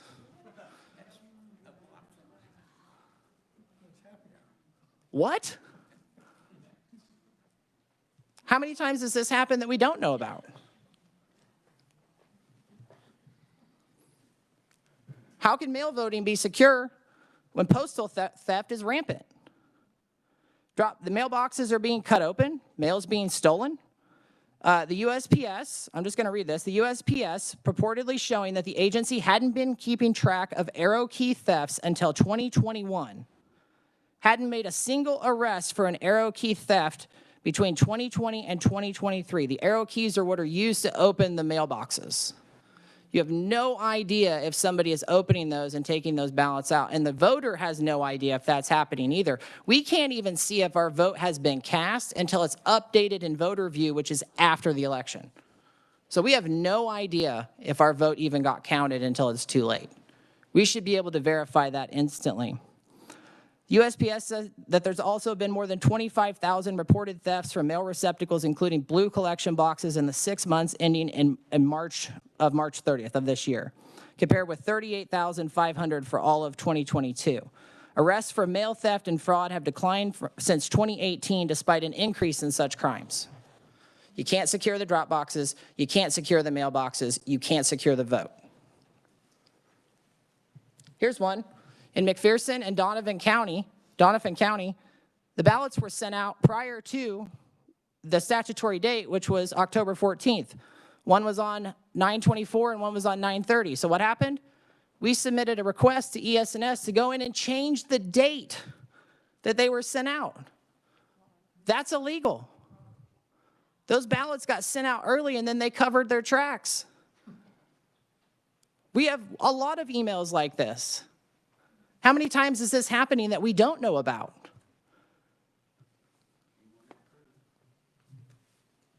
We don't feel like this matters to the government as much as it matters to us. There is a shrinking minority of voters who actually believe the 2020 election was real. 32% is the current number, according to Rasmussen, that thinks that there was no fraud in the 2020 election. And just to break it down even further, this isn't a partisan issue. 45% of Democrats think that there was cheating in the 2020 election. So, anyway, so this isn't a partisan issue. Obviously, this is a growing concern for everybody, and it is incumbent upon the legislature to assuage our concerns. We need reforms. We need reforms on how they're conducted, how they're audited, and how they're shared with the people, because right now we're not allowed to see anything. And without transparency, accountability, and enforcement, we're never going to believe you. You know, what happened in Cherokee County, that was never investigated. The company that programmed that election, one of the owners of that company has been nominated to be a judge by Laura Kelly twice. Do you find that to be a conflict of interest? Anybody? Do you even know that whole story, that the guy that plugged the thumb drive in, like Mark just demonstrated, it flipped the votes? The Secretary of State had authorized the use of digital images to recount that election, which is against statute. I'll get into that here in a minute. If the clerk hadn't said, no, we're using the paper ballots, she never would have found it. And as I mentioned, it bypassed every security test that we had for it, both before and after the election. It was just the paper ballots that mattered in that election to catch it. But nobody ever investigated that company. Nobody ever investigated the person that put it in. Nobody looked at the machine to see if it was still broken. None of that, not as far as I know.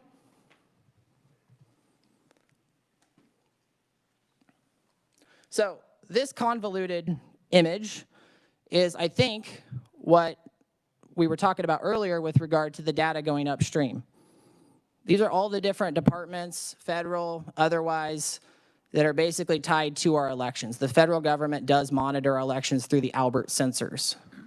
We had a lot of Albert alerts in the lead up to the 2020 that we got in our elections. We actually had what are called DNP3 cold restarts on election day, 2 of them, in our Elvis management system. And in both instances, the vote tally for one candidate grew and the vote tally for the other went down. The same thing happened in 2022 in the primary. We had 42 instances of downvotes in the election data, and Butler County zeroed out completely. So I don't believe that the elections are not connected to the internet because they're being manipulated through it. Okay, Mark kind of alluded to this too. Most of you guys don't understand how this works. I don't understand how this works. It's too complicated. It should be simple. This is putting a mark on a paper and counting up. That's as simple as it should be. This is unnecessary. We spend millions, if not billions of dollars facilitating this. You know, somebody brought up the point, well, how do we get election workers? I think it was you. I agree. It would be hard. Shrink it down to one day, make it a state holiday, take the millions of dollars you're spending on machines, pay election workers $100 an hour to come in and work, and we would save a fortune. There's a lot of people that need money right now. There's a lot of people that need money right now. Inflation's out of control. I don't know if you guys have noticed that. But there's a lot of us that would come in and help. But to go in and just watch the machines tabulate votes, and like you said, I think somebody said, maybe you, that these people are older. They shouldn't have to work 12-hour shifts. Break it up into 4-hour shifts. You would get much more people to volunteer if you did this at a precinct level. And if you didn't have vote tabulation centers and all this crap, you get much more people to volunteer and it'd be easier to staff. The simpler we make it, the harder it is to cheat. That's the simplest way to put this. So here's my recommended changes. Paper voting, no machines, no precincts larger than 1,000 people. That's how you facilitate this. You could only vote in your precinct. No electronic poll books. It's unnecessary if you implement what I said above. Precincts report all at the same time. I think that's important as well so that nobody's holding back votes, seeing if they can stuff the box or whatever. Voting day, not voting month. And make it a state holiday. It'd be really easy to staff it if you did those things. No drop boxes, absentee ballots only for indefinitely confined persons and military. Every absentee ballot must be notarized and returned by the voter to the election office where a voter ID is shown. That's the only way you could possibly have a real chain of custody on that ballot. And then post everything online. All of it, all the chain of custody documents, all of that should be available prior to the canvass. There's no reason that the canvasser should be able to see things that we the people can't. Again, I don't trust the government. I trust the people. And we will go through this ourselves and we will watch it and make sure that it's right. And then mandatory felony designation, 10-year penalty for any election crime. Make it stick.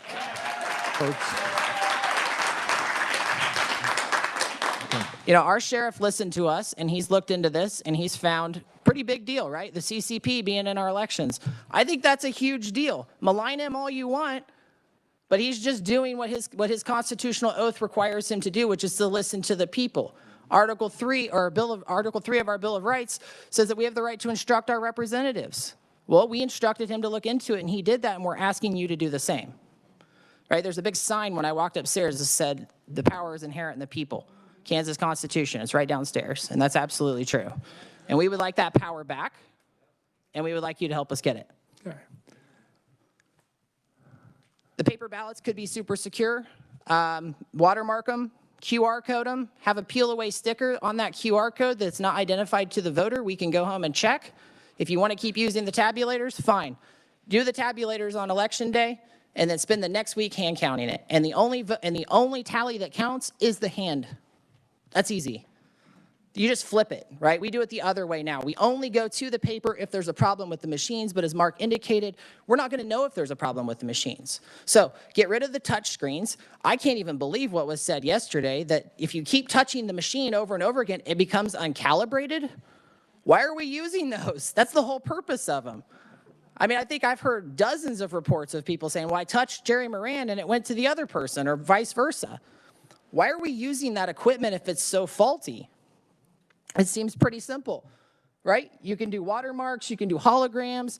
These ballots cost $0.25 compared to the millions, if not, I don't know how many millions that we're spending on election equipment across the state. And if you have that QR code, again, if I drop that on the floor and somebody picks it up, they may see who the vote's for, but they wouldn't know who voted it, right? But I could go home and check it, right? There's ways to do this to make us feel better. And when you count the paper ballots, live stream it. Just like blackjack in Vegas, have a camera right there, have cameras all around, let us watch it. Let us see what's happening. The problem is you guys are telling us you have a royal flush, you're laying your hands down, or you're not laying your hands down. We go through the deck, and the cards you say you have in your hand are still there. So we don't trust the system. We don't trust these for-profit voting companies. Have any of you ever vetted these companies? Do they have foreign business interests? Do any of the board members have conflicts of interest? Have you ever looked into that? The guy that started ES&S ran for senator in Nebraska 2 years after ES&S. It was supposed to be a 50-50 toss-up. He won by 15 points. It was in 1996.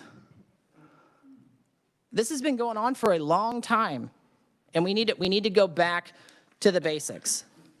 I think we're just about to wrap it up here. I'm just about to wrap it up, too. Okay. Again, my video won't play, but I got contacted a couple weeks ago by the Attorney General's Chief of Staff, who basically said that the Attorney General doesn't have statutory authority over election crimes. What?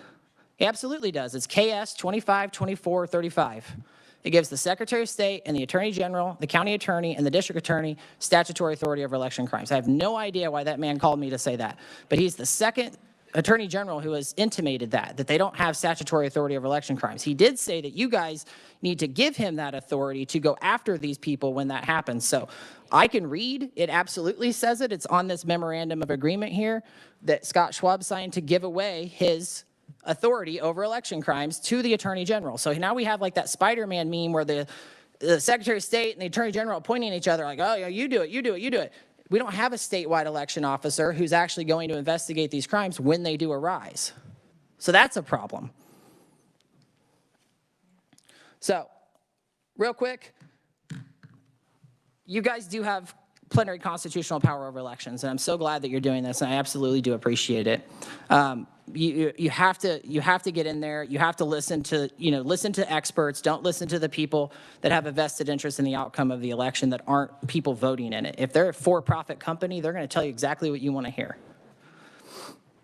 We have 105 different counties all operating under different standards, rules, regulations, electromechanical voting systems, poll books, reporting systems, programmers for their elections, testing procedures, and almost no laws governing their use. It's all rules and regs because the statute basically just defers to the Secretary of State on everything.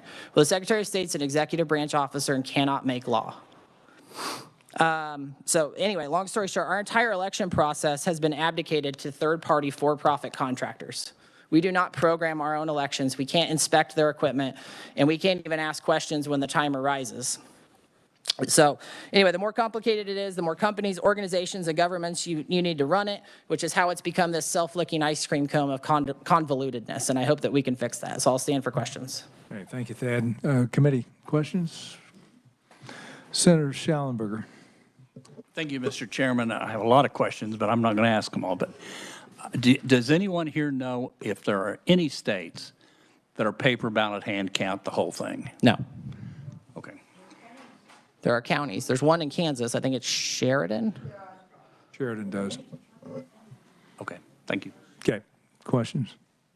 Representative Sawyer. Yeah, I've got a couple. The first one, on the transparency, you mentioned LA County. So what do they put online? What do they make available? So when you run the machines, they make something called a cast vote record, which is basically just a line item of not who voted, but what was voted for, what time, what machine, what location. It's basically just data, right? Okay. And we filed, I mean, like when I say we the people, I've been involved with election integrity nationwide. We have thousands of cast vote records from all over the country, but Kansas won't allow for it. The Secretary of State actually directed the counties not to give them to us. So how many states let people see that? We've probably got 35 or 40. We've gotten a lot from all over the country.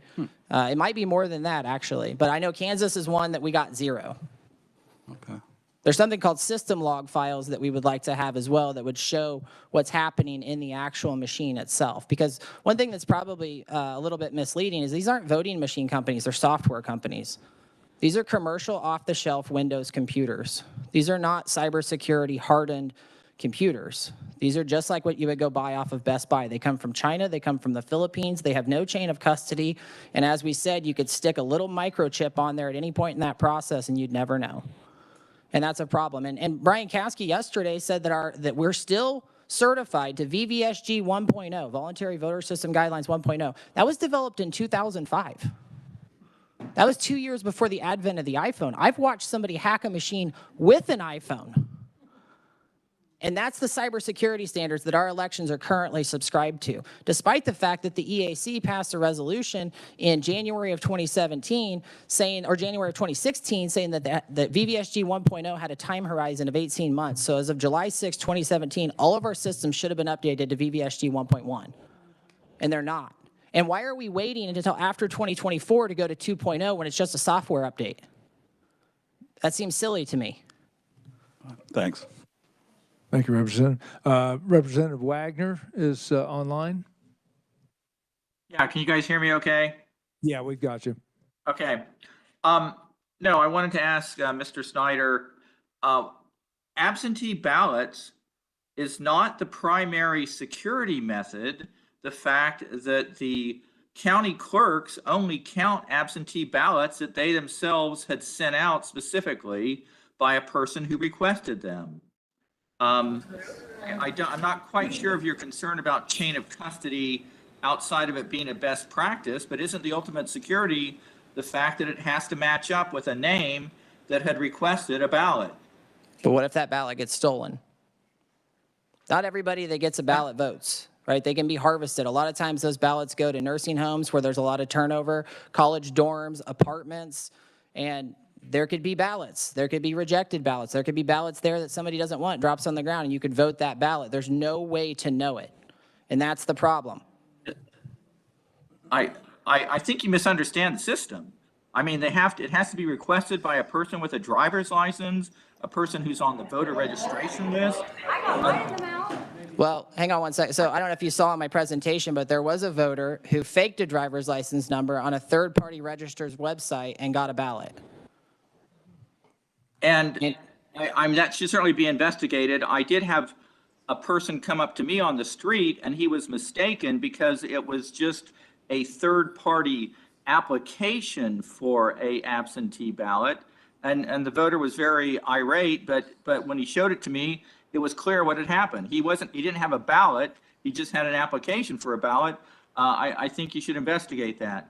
Well, that guy got a ballot. You can look at my testimony. You can go read the email yourself, but he got an actual ballot. It wasn't the application. He applied online. He got the ballot with a fake driver's license, and he admitted it. So again, I have a wife who's an election worker. So you're saying that somebody can come up, say they're a registered voter with a fake driver's license where apparently the number doesn't match or something, and it's not somehow red flagged and made into a provisional ballot? Exactly. That's what happened. I mean, there's evidence that that is a possibility within our current system. That was an email to Johnson County, by the way, within Johnson County. The voter literally outed himself because he was worried that he could do that. Well, one final question. You say the Chinese Communist Party has been running the elections in Johnson County for the last 7 years. Can you tell me if you stand by that and exactly which people have been elected that were elected effectively by intervention by the Chinese Communist Party? It's a great question. I wish Johnson County would let our sheriff get in and investigate and actually get a hold of the system log files in the machine so that he could figure that out. But they're stiff-arming them. Folks. So, you know, it's again, you have this black box voting system that we're just supposed to explicitly trust, but we know that the IP from China and the charging documents against Eugene Yu, who was a Chinese national who ran ConEq, said that all of the IP for all of the poll chief clients, which was their software, was going back to China. And we have that contract, and it dates all the way back to 2016. And I talked to Clay Parikh in Missouri, and he's a 20-year Marine vet, cybersecurity credentialed out the wazoo, NSA level cybersecurity credentials, 22 years in private contracting. He worked for NASA, he's worked for everybody, but he worked for the voting system testing laboratories. That's who actually certifies our machines. And he said, because I asked him, I was like, if the Chinese Communist Party was in our cloud, does that mean that they were in everything? He's like, buddy, it's worse than you think. He's like, if they're in your cloud, they're in your entire state. Right? Thinking that you can bifurcate the cloud is like having a non-peeing section of a swimming pool.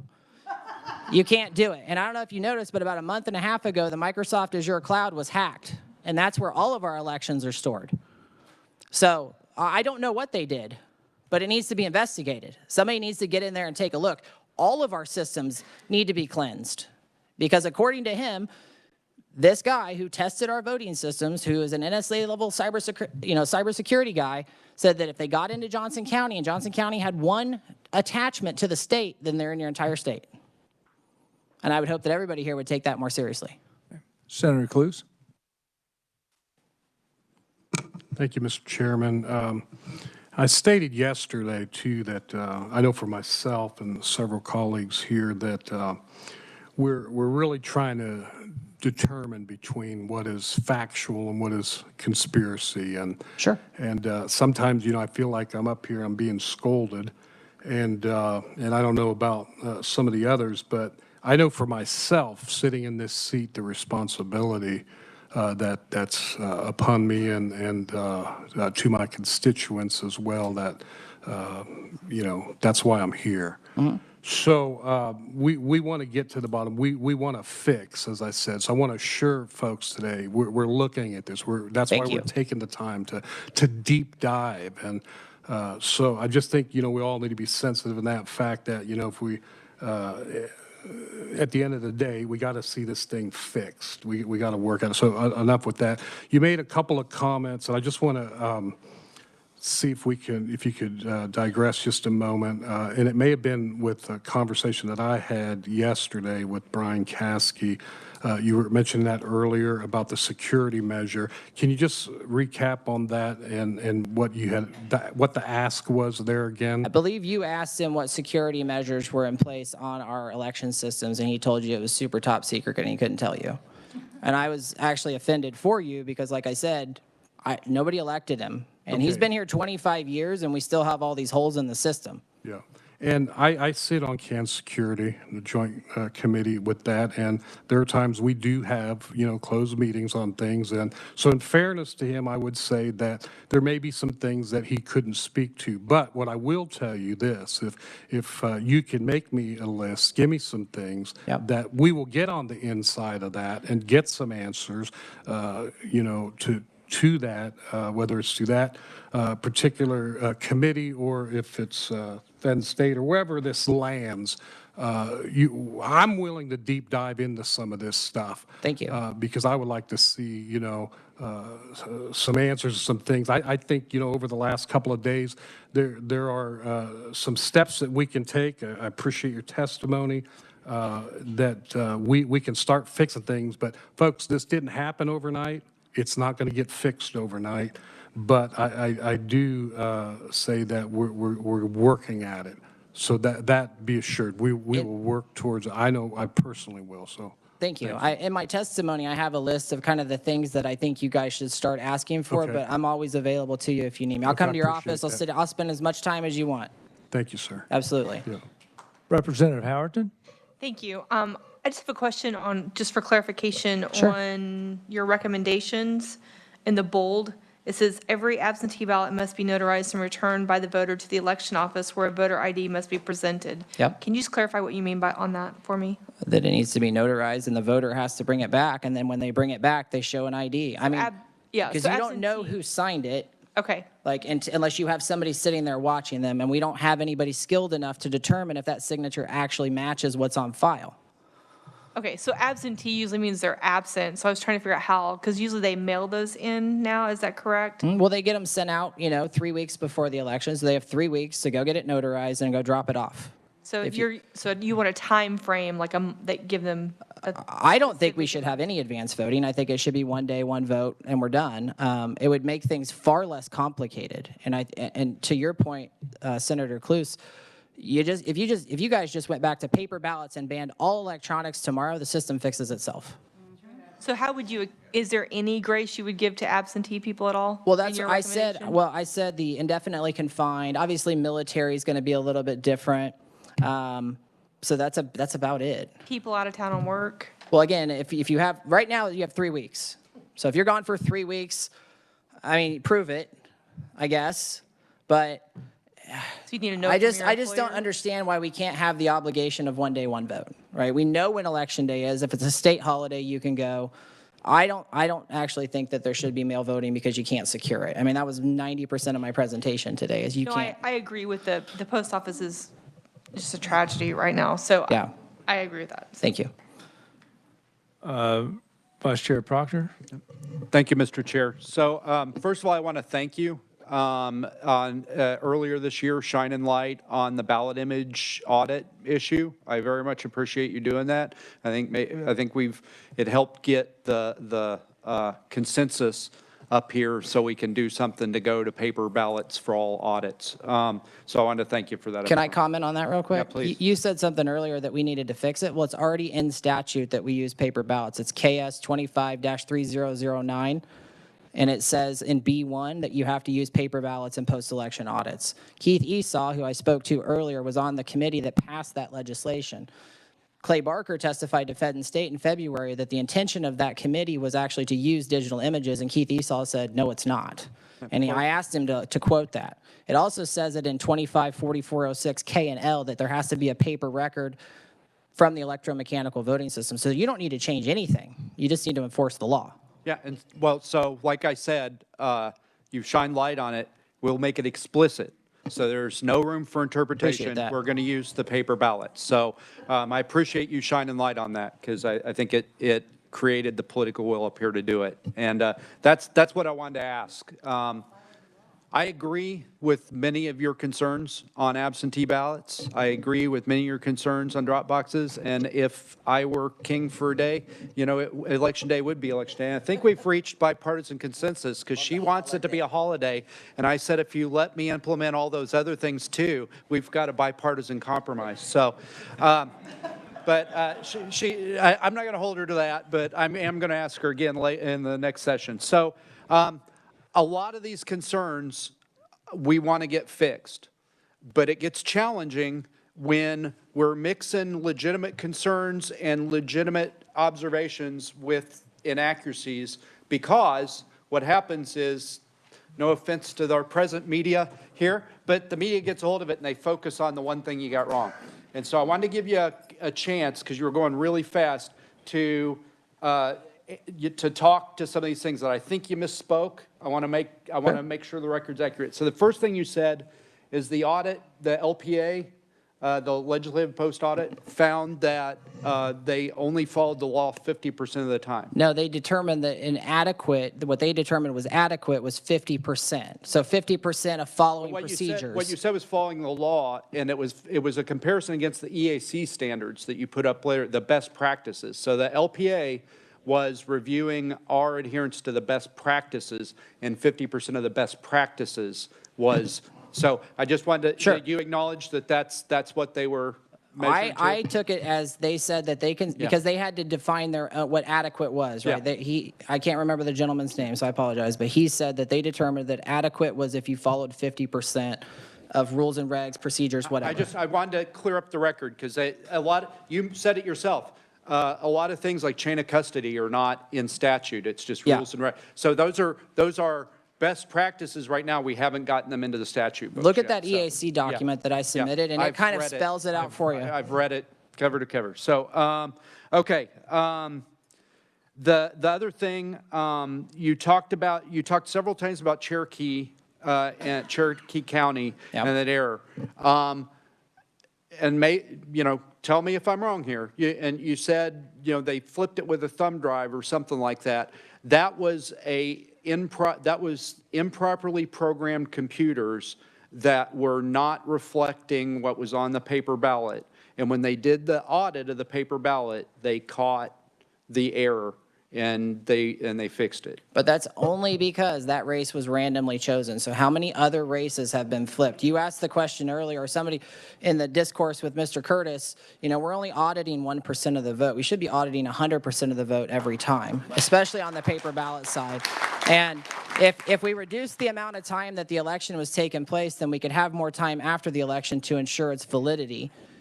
We spend a lot of time making sure that everybody can vote, but we hardly spend any time making sure the vote is accurate. And that's where I think we're backwards. And then the last thing that I wanted to give you a chance to respond to, most of our election laws are felonies. For instance, a buying, using, selling a machine that can connect to the internet is a level 9 non-person felony. So I think it was Sheriff Hayden who came last time to the committee and said that, you know, none of these things are crimes. There's no punishment for them.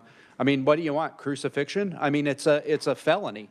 So what laws, what election laws are you talking about that are not felonies if you violate them? So some of them do not have criminal penalties associated. They're civil penalties. Right? You don't necessarily have a felony or they're a violation, so the only recourse is through civil. Which ones? Off the top of my head, I don't know. Yeah, I have a list from Sheriff Hayden of ones that he gave me. I should have brought it, and I will. I'll submit it for you. Please send it, because it should be a crime to steal an election. I think everybody in this room agrees. I agree. And then, furthermore, when you guys make these new statutes, you have to attach the same level of penalty to it. And I would also argue that if the Secretary of State and the Attorney General don't have statutory authority or don't want to do it, then allow us a citizen grand jury option or something where we can press charges, because we are intimately involved in this. I've spent the last 3 years doing this. I don't get paid for this. I'm not running for office. I'm not doing this for a particular candidate. I'm just doing this for fair elections. And I would gladly sit down and go through that with anybody. If the district attorney or the county attorney or the state level people don't want to charge, then let's have a citizen grand jury option. Give it back to the people. Let us decide. And Mr. Chair, last thing, I just want to clear the record on this. Brian Caskey, what he said yesterday was that he couldn't talk in a public forum about security measures. I have sat down, Brian Caskey, and I've gotten I will say, excruciatingly painful briefing on the security measures. I've been to the different counties and got from them the security measures, but I can understand why we wouldn't want to put on YouTube how we're securing our elections in intimate detail, the electronics and the cybersecurity. So I would encourage. Source code for the machines? Have you and I would, please, I'm talking about, you said that Brian Caskey said we couldn't know, and that's not what he said. So what I'd say is I'd encourage all the members of this committee, I'd encourage every member of the House and the Senate to sit down with the Secretary of State's office and hear the briefing on how they are doing the cybersecurity and how they're doing the security of our election systems. Thank you, Mr. Chair. Representative Woodard's online.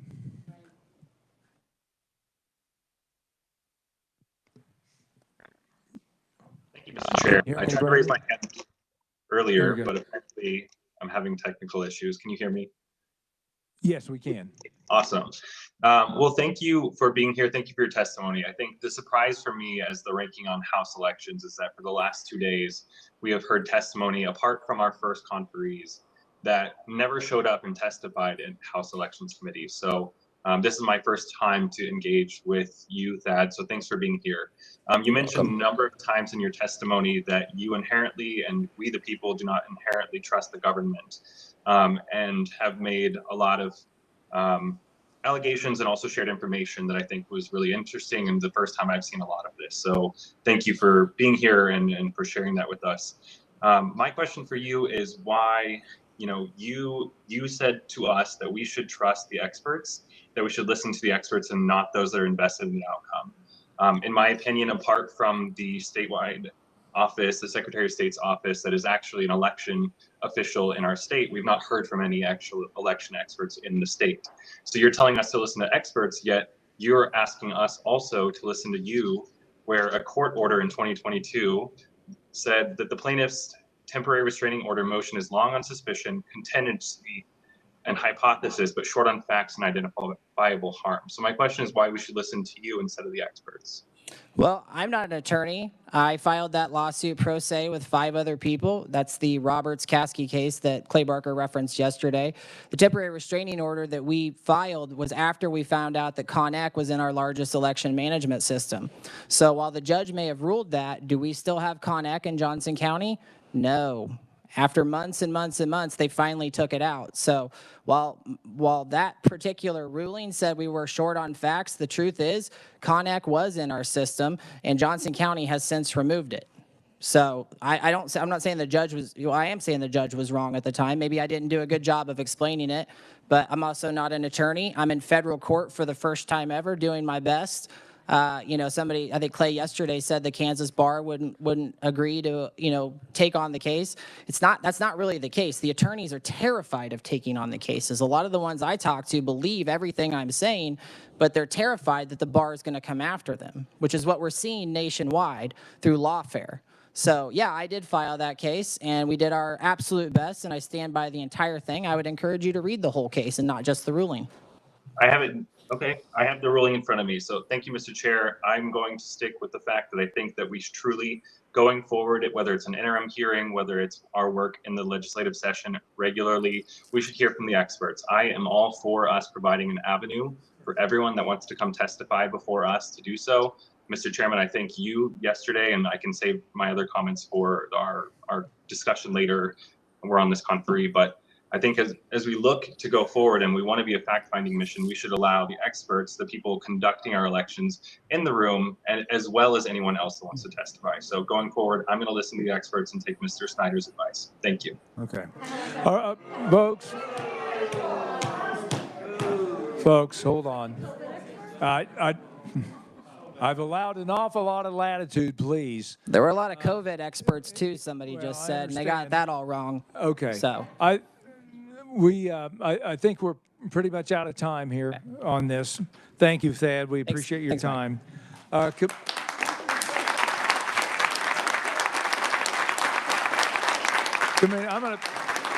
going to take the temperature of the committee here. We had a break scheduled and then committee discussion.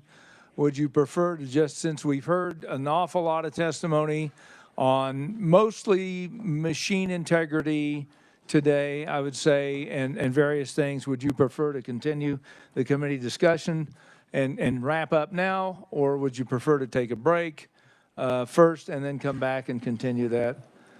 I think wrap it up is kind of what I'm hearing. So what I'm going to do is open up, and please, I don't want to have to continue to clamp down, but this is going to be committee discussion only. So please keep any uproar. Just don't, okay? So going to open up to the committee right now for general discussion about what we've heard today. Representative Sawyer. I guess I'll start. The Cherokee County thing really disturbed me yesterday. I think, we didn't have any audits before 2018. That's when we first passed the statute requiring post-election audits. I think we ought to really look at increasing the audits. I think that would help a lot as pointed out, if they hadn't picked that race, who knows? We might not have ever known about that. So I think having more would be good. I'm interested in the transparency. In Kansas, we have always been very secretive on the election stuff. Even in the legislature, when we have contested races, we generally end up getting the stuff we need, but it isn't always easy to get that information.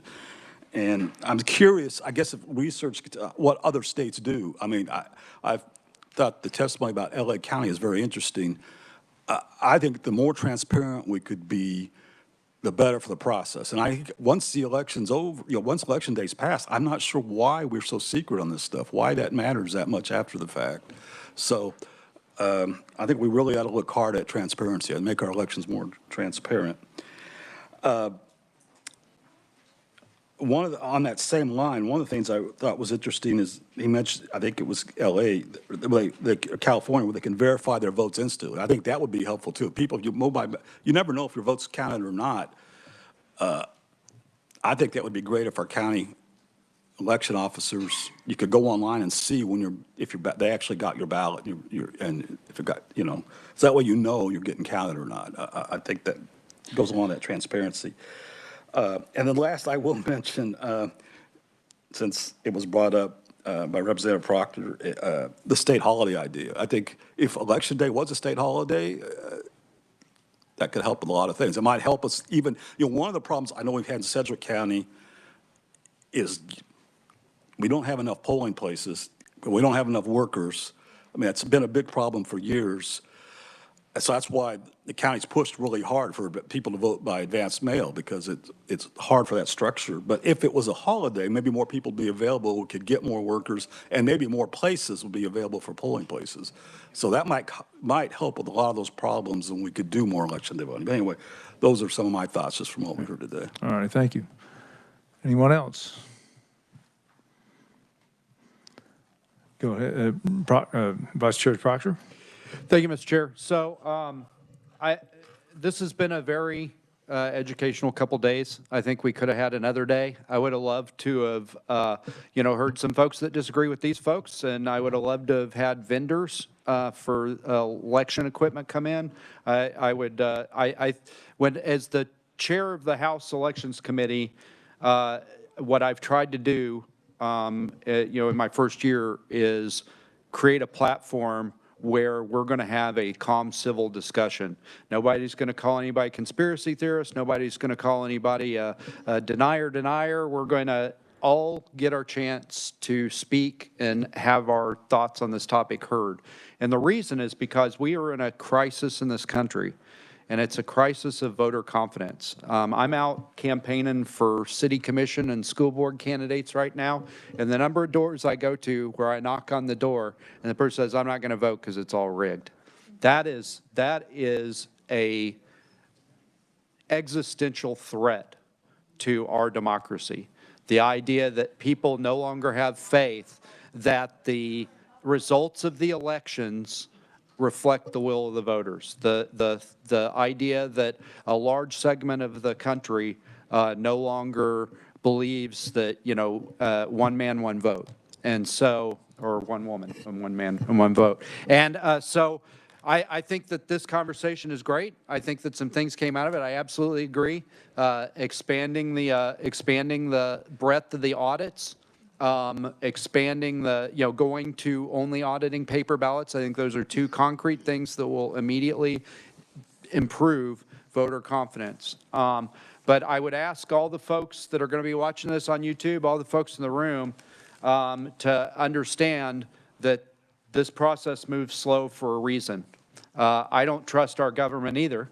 And I don't want our government to be efficient, because when your government's efficient, they just roll right over you. And so we're going to have some tough fights next year on all of these issues, I expect, except for I've got bipartisan consensus that if they do all the things on the list, we'll make Election Day a holiday.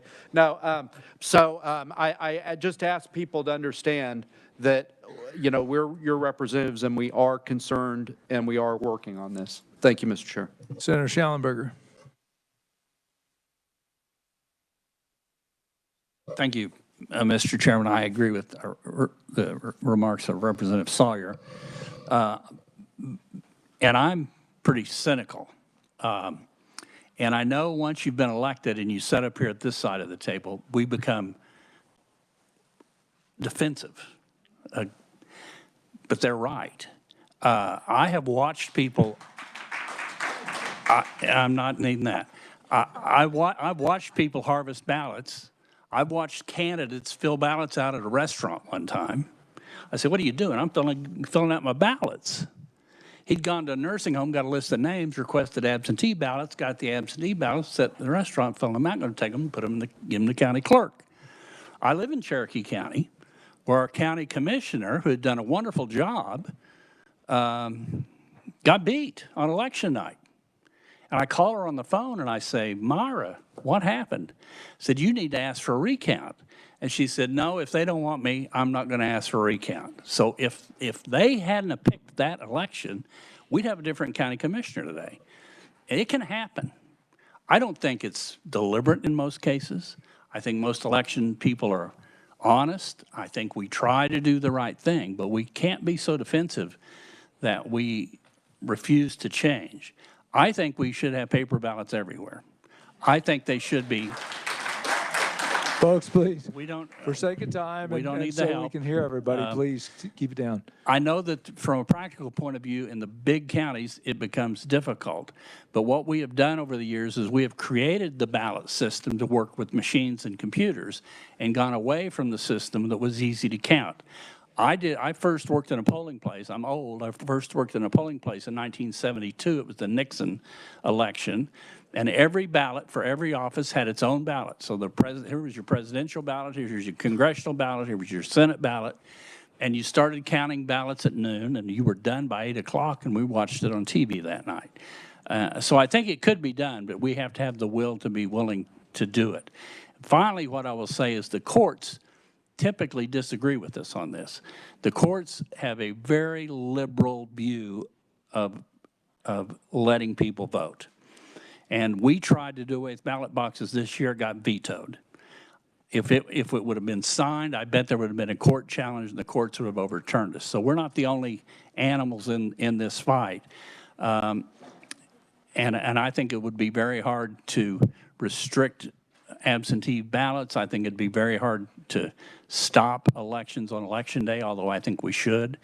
And I'm willing to do that. And I don't know if the committee is going to, at some point in time, recommend legislation, or if we just wait till the session begins again. I don't remember how interims work, but I think we need to fix some stuff. Yeah, I think we need another day and probably a long period of time to work on recommendations. I think the intent was to make a list of suggestions from the committee and then use that as kind of our bullet points of what we'd like to work on. I think. Yes, Representative Sawyer. Yeah, I've heard a few people mention we need another day. You can go to the LCC. I would suggest the chair and vice chair, you guys put together a letter and request another day and spell out what we need to do, because the LCC can grant another day. Okay. I've seen it happen many times in the past. So. Okay. I saw the staff cringe when you said that. Not really, not really, not really. Just kidding. To Senator Schellenberger's point, is well taken. We actually passed a law, I think it was last year, that makes it illegal for candidates to touch a ballot except for a family member that requires assistance voting because of that. But you know, you raise a great point about these absentee ballots. That's a point of vulnerability. And we've been trying to do things, you know, the laws that are in court about out-of-state agencies flooding voters based on AI with a half dozen ballot requests till they finally relent and fill one out, and then somebody shows up at their doorstep, hey, let me do that for you, and take that ballot. So it is absolutely a point of vulnerability, and I definitely take it to heart. Representative Woodard, or not Woodard, Wagner's online. Yeah, thank you, Mr. Chairman. No, a couple of things. I would agree with Pat Proctor that it would be great to see there's a lot of, you know, experts. I'm really kind of sorry we don't have somebody from the Secretary of State's office here today, since there are a lot of sort of technical issues discussed about voting machines and what's possible. I would say it does make, I mean, I think there's a lot of things, and I think we should really encourage people on the election committee to get better informed, like by becoming a poll worker, so you really understand the system better and what are the inherent checks and balances that are already there. I hear things being said that I know my county election workers or my election leadership certainly cringes because a lot of it's predicated on misunderstandings of where the actual security is built into the system.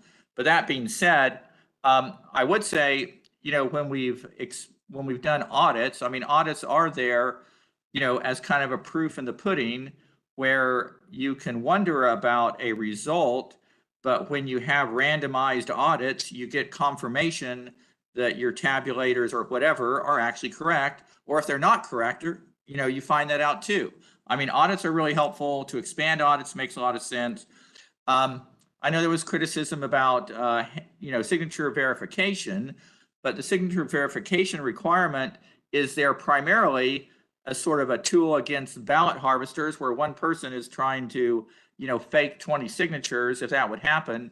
I do think, I don't think they really have signature verification training so that the people, I know there is sort of a logic to it. It's not going to be to the level that maybe a court case would require if you're looking at somebody's will. But as far as being a good screening mechanism, if your people who are checking both the IDs and the signatures had a little better signature training, I think that would be something helpful. Further, one thing I had seen in a past article I had written when I used to be a columnist for the news was that some states have actually done where they, I don't say pay people, but where you have people trying to game the system, or here's our tabulator, pay these, pay $100,000 prize if you can hack it. Kind of get the proof in the pudding, because you hear a lot of sort of outlandish, in my books, allegations being made. Have people show us that they can do it, and put up some money to do something like that, or have people, come to not register to vote, but try and vote with just using randomly fake names. And how far can they get on it? What kind of, if you had 100 people try, would 50% of them be successful, or only 5% be successful? It's kind of ways of testing your security measures that I wonder if they're, I know it's a little sketchy, because you're trying to have somebody cast a fake vote in those situations. But again, when you're thinking of voter confidence, it's like having people try to get through TSA security at the airport, with banned items.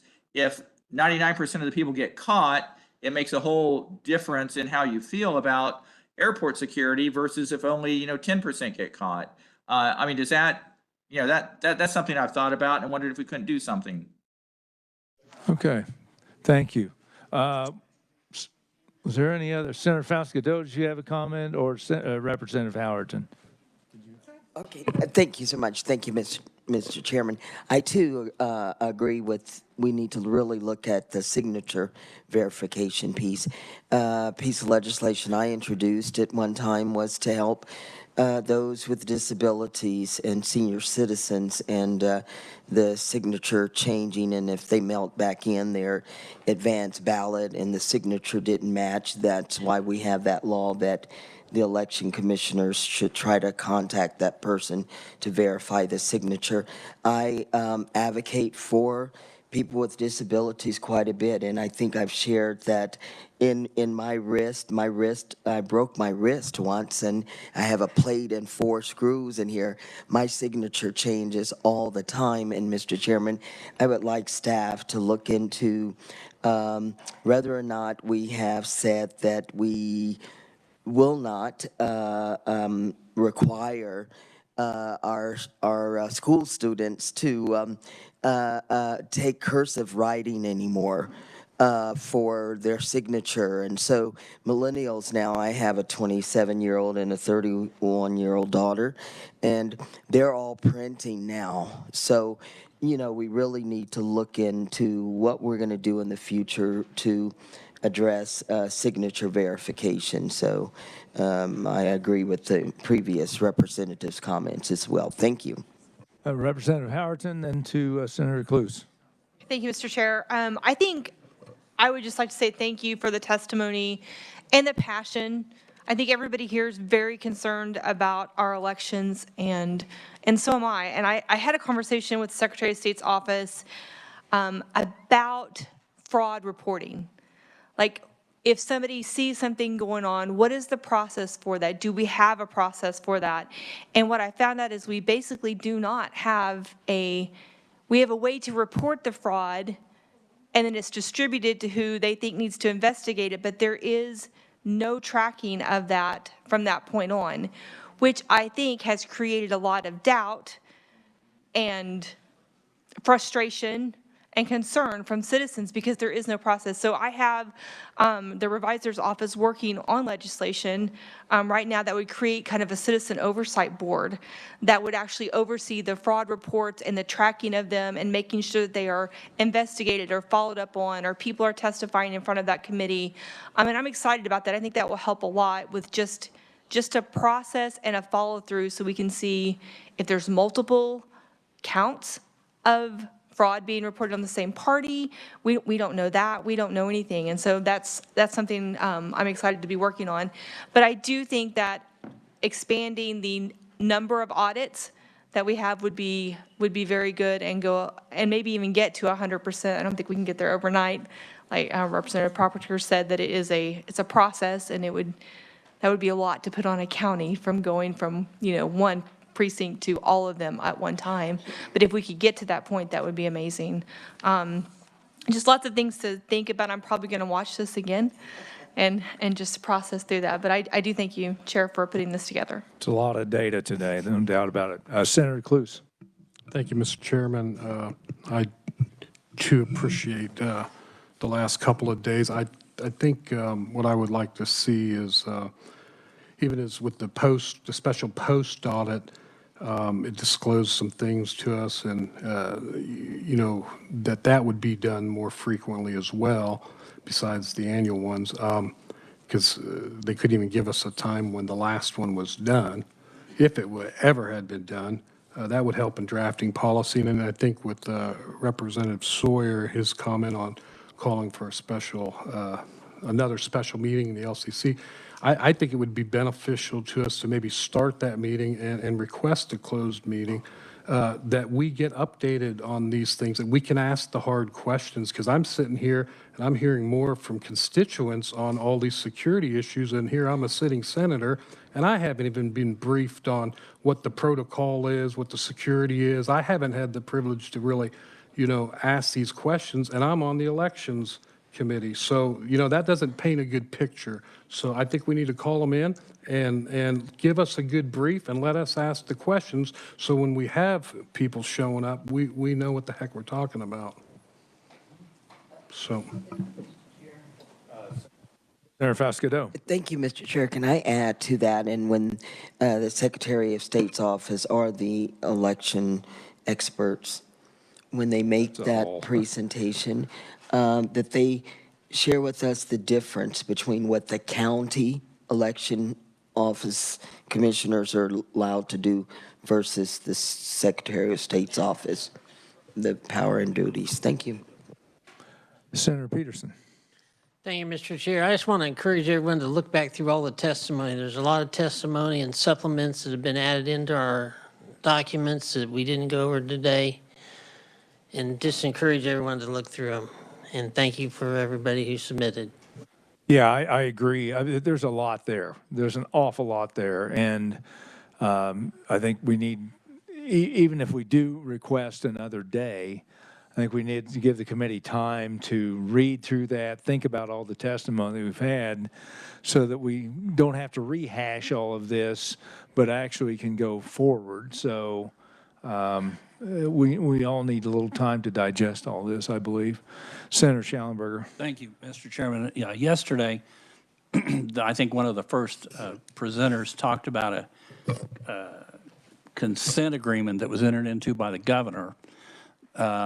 And I don't know if the committee needs to vote, or if we can ask the chairman to ask the governor if her office would supply us with that consent agreement without Yeah, we agreed to send a letter requesting that. Oh, okay. And so I'm having Jason Long and Leanne Thone help me draft a letter requesting. And what I want to know, I've got a laundry list, actually. I'd like to know, I'd like to see documentation of the agreement.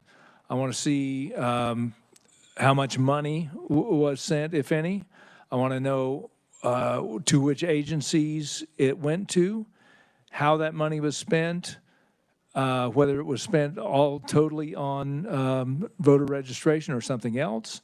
So I've got a laundry list of items that I've come up, I think it's about 8 or 9 points that I would like to to hear from the governor, and I think it would be good for the entire committee.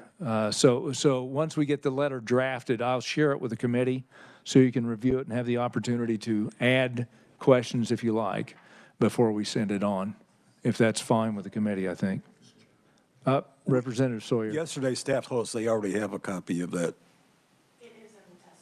There's a memorandum of understanding, but I don't know if that's the actual agreement. It's not the actual agreement that the governor signed, I don't believe. Is the agreement between the governor, the KG, and Loud Light? Turn on your mic, yeah. Hi. So is that the entire agreement? Or is that just the post-agreement memo of understanding? Because I'd like to see something with the governor's signature on it. I'd like to see some verification that the governor approved this, because apparently she did from the testimony that we've gotten, and I just want a verification of that. Sure. Leanne Thone, KLRD. The memorandum of agreement is in our testimony under Friday. I cannot speak to if that is the entirety of everything, but that is, I think, what was supplied as evidence of that agreement, Okay. if that makes sense. Okay.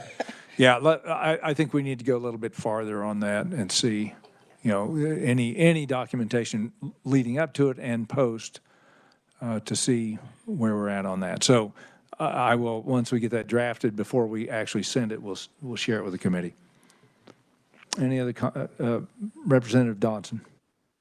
Yeah, I also want to thank everybody for coming today and those that came yesterday. For those of us who have been invested in the United States for some time, I have big worries about our ability to trust in our government and to trust in the institutions and the mechanisms that make those work. So I think we're all very serious about sorting this out. Now, unfortunately, we've been going through this for about 18 months, and it's not getting any better. Every time you turn on TV, every time you see something on social media, there's something else. So getting to the bottom of what we need to do, I think, has two components. One, we've talked about a little bit today, was process. We talked about that with the Secretary of State's office yesterday. That is, you have to have processes that are written down. You have to have processes that are down at the county level, certainly, that then can be documented properly when somebody comes in to do an audit. The other one is the technical issue. Before we decide on voting machines, which is going to be a very serious step, we're going to have to figure out how to get to the bottom of this technology. The technology that was explained today and somewhat yesterday is down at the coding level. So you have to ask yourself, who would be doing this and who would gain? And then how do we combat that? If there's no methodology to get it pretty close to right, then we've got to figure out how we get around it. And we have to realize, too, that nothing we do is ever going to be perfect. Times will change, we'll move on, and somebody will find another way. So vigilance is something that we've got to practice all the time. So again, I thank you for appearing today and with a little bit of emotion, which is probably appropriate, letting us know where you have found fault so that we can work on some of these issues over time. And I think, as previous folks have said, this is not going to be done overnight, because we're going to have to figure this out and try to get it right. So thanks very much. Committee, any other comments? Seeing, well, this is committee. Well, this is the committee discussion time. I'm sorry. So with that, committee, I think what we will do is I'll discuss this with the LCC and might coordinate with Vice Chair Proctor on that. We will give you time to digest all this information. We'll get that letter out to you for review, And again, I thank everyone for showing up the last couple of days. This is an important process, and I know there's a lot of passion, and that's why I made the statement at the beginning of this. There's a lot of motion. If we can't get the elections right, or there's confidence that the elections aren't being done correctly, then that's undermining the entire republic, basically. We've got to have that to sustain. So thank you for your time. Committee, thank you for your time. We appreciate it very much, and we are adjourned.